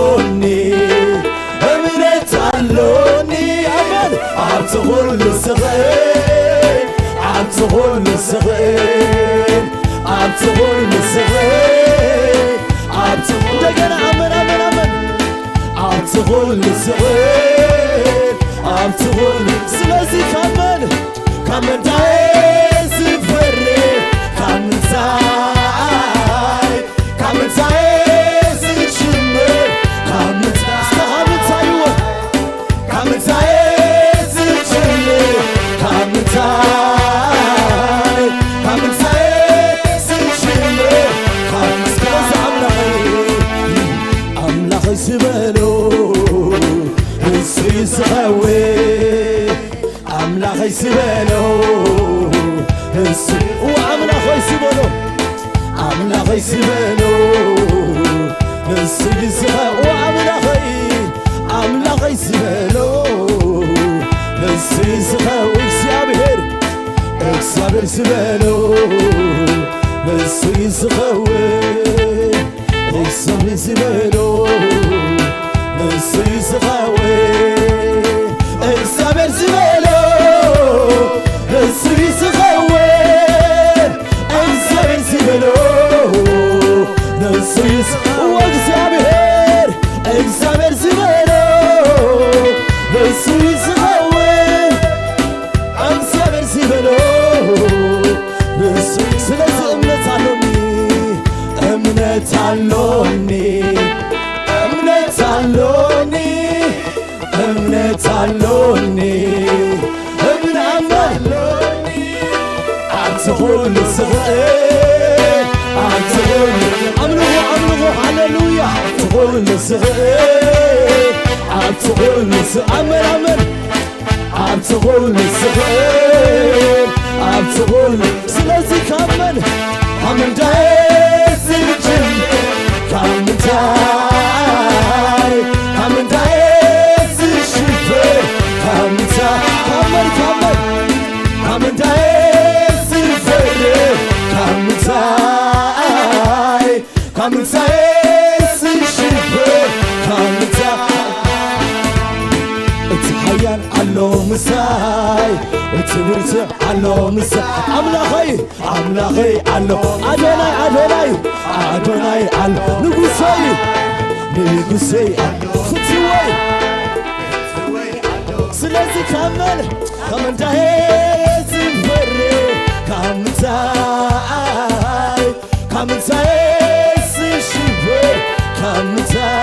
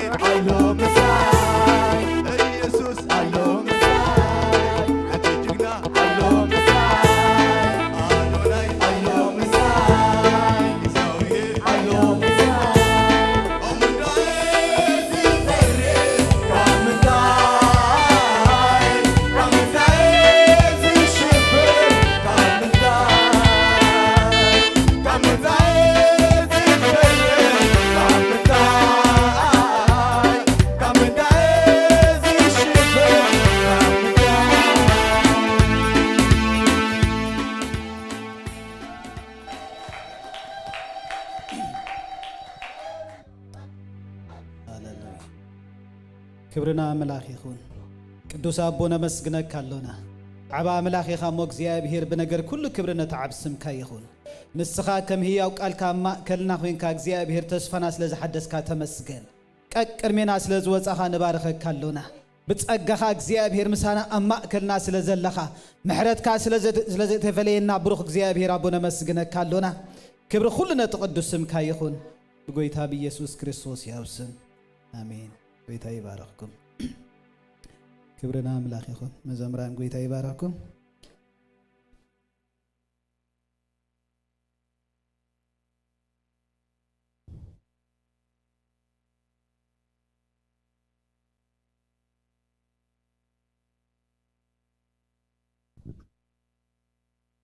ክብርና አምላኽ ይኹን አይተረስዕዎ እምነት አሎኒ ክብርና አምላኽ ይኹን እግዚአብሔር ምሳናይ ክብርና አምላኽ ይኹን ስለዚህ አምላኽ ምሳና እንድሕር ኮይኑ እግዚአብሔር ክንትስእ ይደልየና እዩ አምላኽ ይመስገን ያቶ አብየ ኣለኻ ከይብለና ማለት ኣብዚ እንታይ ትገብር ኣለኻ ከይብል አምላኽ እንተዳ ምሳኻ ኣሎ ኮይኑ እግዚአብሔር ኮይንና ክንዓይ ማለት እዩ አምላኽ ይመስገን ክብሪ ንሱም ይኹን እስኪ ሎም መዓንቲ ኣጋይሽ ትመጻኹም ተለኹም ሰላም ክንብለኩም ክብርና አምላኽ ይኹን ደቂ ገዛይና ክብሪ ንጎይታ ይኹን ስለዚህ ኩሉ ሰዓት ፕሮግራም አለውና ምዝደሎ ኩነታት ድማ ከምዚ ድዘመርና እግዚአብሔር ይመስገን ዓለም ኩሉ ፈቲና እንታይ ይብሉሎ መስለኩም ሕጂ learn to live through the pandemic ይብሉሎ ኩነታት ከምኡ ኢሉ ከሎ ሕጂ ምንባርስ ክንመሃር በቃ ፍርሂ ምጥንቃ ኩሉ ምንም ክንገብር ስለዘይካልና ከም ዘለዎስ ምንባር ብዘለዎ ቻሌንጅ ከም ዘለዎ ኩነታት ንምንባርስ ክንመሃር ኣለውና በቃ احنا ግና ከም ይኮነን ድምጽና እግዚአብሔር ይመስገን ከም ዘለዎ መምሃር ደይኮነስ ካብ ሰዓርቲ ብጎይታ ንበለጽና ክብርና አምላኽ ይኹን ተጣሓሲ ቀቀርሜና ይወጽ ስለዚህ ጎይታ ኩሉ ሰዓት ብጸሎት ክንነቅሕ ይደልየና አምላኽ ይመስገን ምሱ ኮይና ስሙ እንዳጸዋዕና ተቃለይ አባፍካን ልብኻን ታይሉ ቀረባ ይሉ እግዚአብሔር ይመስገን ስለዚህ ከም አመንቲ ከም ውሉድ አምላኽ ምሳ አምላኽ ኮይና እግዚአብሔር ይመስገን بدقد سمع زينا بزحيو نحنا قنا منفس أملاخ وشتنا بزمسكرلنا እግዚአብሔር ይመስገን أملاخ بمنفسو بزمرحنا ولد أملاخ بمنتهي مرحو بمنفس أملاخ يمرحو እግዚአብሔር ይመስገን لازقويتا ببزح كتك أملنا نتاب صال ما دلو دما نبرهان كنكون እግዚአብሔር ይመስገን كبرنا أملاخ يخون لومي برنامجنا ناي سنبت ناي عربي ناي بايبل ستادي هذا راهم كم تزتعمكم أب كله بيت أملاخ زهبنا تصقى كنقلاقل بنا نخفت እግዚአብሔር يبارككم لومي كل عزب بارك لنا مثلني أو ناي سياس يريد حفتنا جون الراجن حوي نغير ميتنا እግዚአብሔር ሰናይ ግብረ ገይርሎም እግዚአብሔር ይመስገን ነታ አምላኽ ዝሃቦም ድማ ናብ አምላኽ እግዚአብሔር ይመስገን እግዚአብሔር ንኸተማ ዝሕልው እግዚአብሔር ድማ ይዝሃነጽ አምላኽ ይመስገን ክብርና አምላኽ ይኹን ኢየሱስ ክርስቶስ ጌታዬ ወለድ ወህበት እግዚአብሔር አምላኽ ይመስገን ሃሌሉያ እስከ ካብ ዘለና ተሲና እግዚአብሔር ይመስገን ናቤቱ እግዚአብሔር ይመስገን ራሰቴ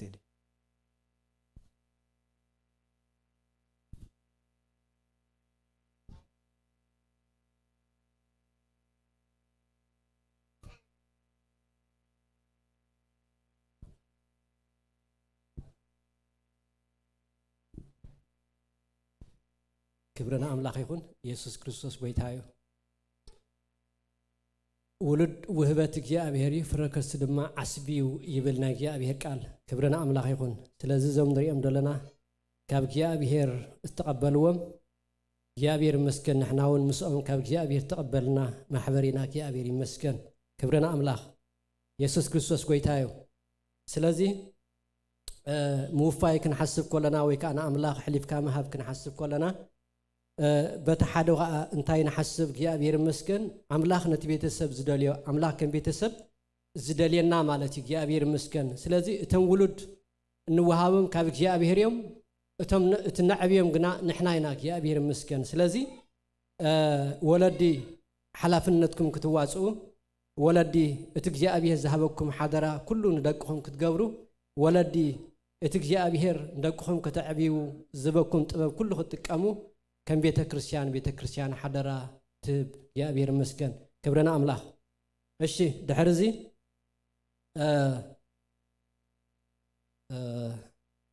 إساق أين إساق حدا دما قروم يبهالو إذا عبي قروم زي عازني اشتكى إساق كبرنا أملاخ يا أبير مسكن دزبلي كبرنا أملاخ إيشي حوي جونن يوديتن እግዚአብሔር ይመስገን እዞም ህፃናት ብሩኹን ኢሳቅን ካብ ጎይታ ከም ተቀበልኩሞም ዶ ተአምኑ أوه صبوا thank you بتواركم ولدكم بقال أملاخ قويتا بقال قويتا بمخسكاس بمعباي قويتا يسوس مدحن مخانك سع زفلتو نممر حدو قال تأتو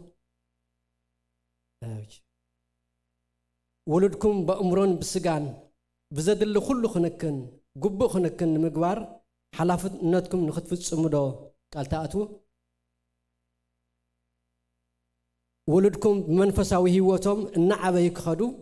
بقالك جاء به صنيعم كركبو رؤسهم نقلقلوت كوفيو بممرحن بمتبعن كتمرحوهم دو قال تأتو الشي يا أبي رباركم كبرنا أملاخ هاللويا قال أملاك النبي أمه وبيلنا صلي الله منا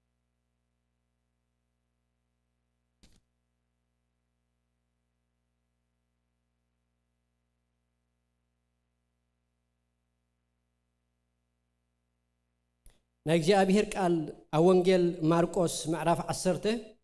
كقطري 13 دولار حساب كم زيبلنا نقول عندما كتن كيم ناو أمصوم وتم دك مزامر تجنانتهم زمصوم جنحوم يسوس زم سرعة أيفتولون أمه حدقوم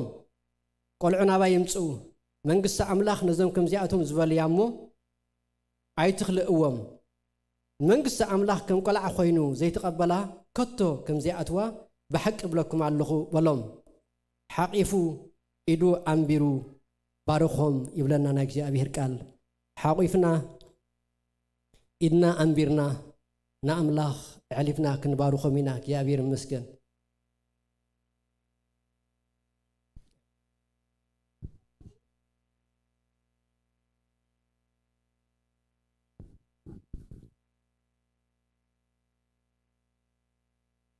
الشي كبرنا أملاخ كلنا داونا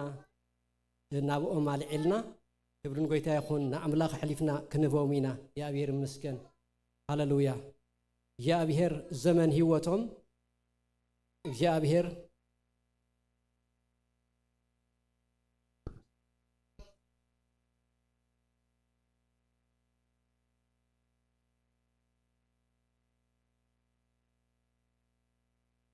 كبرنا أملاخ يكون እግዚአብሔር ዘመን ህይወት እዞም ህፃውንቲ እዚኣቶም ክባርኽ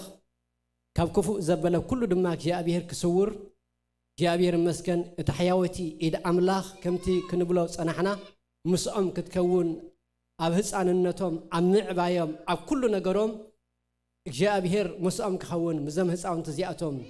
እቲ ምስኦም ዘሎ ኣምላኽ ከዓ ክሕልዎም ክጓስዮም ክከናኸኖም ከጥዕዮም እግዚአብሔር ኣእምሮም ክባርኽ كل تنام جابير كبارخ نعملاخ حلفنا كنبوينا جابير مسكن جابير أبونا أزينا نمسكنا كلنا أبزبيت زك جابير أملاخ كلته هسأون تقول عسلة توسخو جابير أملاخ كبرن بكلنا حجد ما جابير أملاخ نزوم ذهب كنا ولد كم تنسخة حقيقة دبارخ كيوم زمن هوتم كل جابير صبوك خان اللهم زمن هوتم كل جابير تعيب خان اللهم زمن هوتم كل جابير أملاخ زكعاهم زي بلهم كخونو جابير دقيمنا نعخ حلفنا نهبك لنا أبتا حياويتي إدكا أبتا تقاسي إدكا أبتا جابير أملاخ تتعي إدكا أبتا تفوس إدكا أبتا تحلو إدكا أبتا تردي إدكا جابير حلفنا نهبو مالنا كاب حجن زل عالم جابير أملاخي كمتي نئياسو تبهالو زكعومك يلن كم زبالك عالكا زكعوما نزابيت السبزيا أيهالو نزام هسعون تزياتهم زكعومهم أيهالو بقويتا بيسوس كريستوس يوسم بأمره جابير بنفسي بسجا بخلق جابير أملاخي حياوتي إلكا أب كل انتنام كتجزء جابير أبو تقدس منفس كدما كل خفوق زبالة خسلولهم نعخ حلفنا نبكالنا حياوتي إلكا بلعليهم تخون حياوتي إلكا بلعليهم تتنكف كابل عليك ساعة تحتي جابير كل تنام جابير نسخة تنكفه نعخا بزبك جابير كخونو قويتا نصلي لنا نعخا زفرو نعخا زخونو جابير أبو نعخا زقلقلو أبيتك زعبي كخونو وامله كمتي ساميل أبيتك دعبي أمو نعخا دمان منقصها نبرخا زخونك جابير بيسوس كريستوس يوسم زوم هسعون تزيعتهم ونبارخهم لنا كم ساميل أبيتك يعبيو ካብ ከባቢኦም እግዚአብሔር ብተፈልየ እግዚአብሔር አምላኸይ ንዓኻ ዘህጉስ ናብራ ክነብሩ ጎይታ ብቅዱስ መንፈስ ካንስኻ ቀባአዮም ሕያወት ኢድ ካብ ልዕሊኦም ተጽልል ክፉእ ዘበለ ካብ ህይወቶም ይነቀል ዘይጠቅም ዘበለ ካብ ህይወቶም ይነቀል ንዓኻ ዘይከውን ዘበለ እግዚአብሔር ንኽብርኻ ዘይብቅዕ ዘበለ ካብ ህይወቶም ይመንቆስ ህይወቶም ግና ዘመን ህይወቶም ግና እግዚአብሔር ንዓኻ ብዝኸውን ንዓኻ ብዝበቅዕ ክኸውን ደጊምና ንዓኻ ሕሊፍና ንበካ ነዛ ቤተሰብ ዚኣውን ጎይታ ጥበብ ክትባ እግዚአብሔር ጸጋ ክትባ እግዚአብሔር አምላኽ ንደቆም ብምዕባይ እግዚአብሔር አርአያ ክኾኑ እግዚአብሔር አቦ ደቀም ሪእዎም ከም ዘለው እናፈለጡ እግዚአብሔር ደቆም ካ እግዚአብሔር ንዓኦም ሪኦም መታን ጽቡቕ ነገር እግዚአብሔር አቤቶም ክሪኡ እሳተውን እግዚአብሔር አምላኸይ ብጽቡቕ ከዓቢው እግዚአብሔር ንሓዳሮም ክትባረኽ ንህይወቶም ክትባረኽ ጎይታ ንጸሊ ቤቶም ኩሉ ጎይታ ንስኻ ባረኽ መንፈሳዊ ኾነ ብስጋዊ እግዚአብሔር አቦ ብዘድልዮም ኮለ ኩሉ እግዚአብሔር ንስኻ ጸጋ ካብ ልዕሊኦም ከተብዝሕ ጎይታ ንጸሊ ልዕሊ ኩሉኻ እግዚአብሔር ተሕያወይቲ ኢድካ ንምዕባይ ቆልዑ እግዚአብሔር ጥበብ ንምሃብ ምሳሃቶም ትኹን እግዚአብሔር ጸሎትና ስለ ሰማዕኻ ተመስገን በጎይታ በኢየሱስ ክርስቶስ ያው ስም አሜን እግዚአብሔር ባርኩም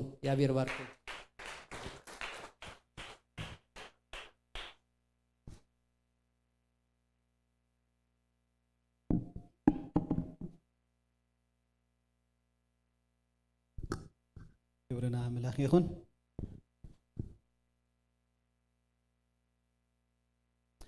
ሽሙ ግሩም እግዚአብሔር ይመስገን እግዚአብሔር ይባረክ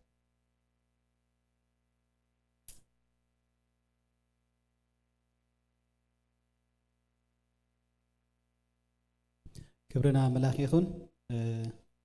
ካለ ሓንቲ ሓበሬታ እንታይ ያደላትኒ ትምህርቲ ድሕነት ክትመሃሩ ትደልዩ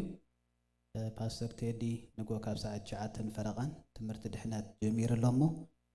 ኣደሽቲ ድመጻኹም ወይ ቅድሚ ሕጂ ትምህርቲ ድሕነት ደይ ተማሃርኩም እንድሕር ኣለኹም ክትጅምሩ ትኽእሉ ኢኹም ኣስማትኩም ወይ ካነ ፓስተር ቴዲ ረኸብዎሞ እቲ ትምህርቲ ክትጅምሩ ማለት እዩ እግዚአብሔር ይመስገን ክብርና አምላኽ ይኹን ተሲና አምላክ ነመስግን እሞ ፕሮግራምና ክንወዲ ኢና እስኪና አምላክ ነመስግን ነው እግዚአብሔር ይባረክ ስለጸናሕና እግዚአብሔር ስለዝረዳአና እጋርና ና ቤት እግዚአብሔር አምላክ ስለዘፋጠነን አምላክ ይመስገን በፍታውና ባሂሉና ና ቤት አምላክ ነመጽ ድምጽ እግዚአብሔር አምላክና ድማ ከንሰምዕ በአምላክ መጽንናዕ ከሆነልና አምልኾና ድማ ና በአምላክ ነቅርብ ጸሎትና ድማ ቅድመ እግዚአብሔር ክስማዕ ዝዕጫ ስለዝበጽሐና እስኪን እግዚአብሔር ነመስግን ነው ሃሌሉያ ነታ ሰናይ ዘርኤና መን ይዝብሉ ብዙሓት አለው ጸቢብዎም ዓቅሎም ጸቢብዎም ናብ ዝኸድዎ ዝጠፍኦም የማኖም ካብ ጸጋሞም ከፈልዩ ዘይክእሉ ሕና ግና ነታ አምላክ ሓቂ ክንፈልጦ እግዚአብሔር ይመስገን በቲ ዝለኣኸ ወዱ ድማ አሚንና ናይ ዘለዓለም ህይወት ክንወርስ ካብ አምላክ ስለዝኾነልና በአምላክ ምጽንናዕ ስለዝኾነልና ንእግዚአብሔር ክብር ንሃብኩም ሃሌሉያ አሚንና አምላክ ይመስገን አምላክ ያምነካ ኣለኹ በልወስኪ ድምጽ ምስጋናና ነስምዕ ንስሙ ዝእመና ፍረ ከናፍር ስለዝብል ቃል አምላክ نسمو زئمنا فركنابر نعملاخ أسمعوه أتاترداء كان نعملاخ بلوه أتازساقر كان نعملاخ نزا حدش عمد ما بسمكا بمحرتكا وعملاخ برديتكا بتسأقخا زيابير بحلواخا نسخا مساي سلزلخا بروبا روبا دينما تكوان تخدكو كفو أي فرهن نسخا مساي سلزلخا أبكر مقد صلاتي ما أدى سلتسر علي نرأسي بحد زيت سلتغبوه سوى إيد ما مليون جرب بسلزلو هاللويا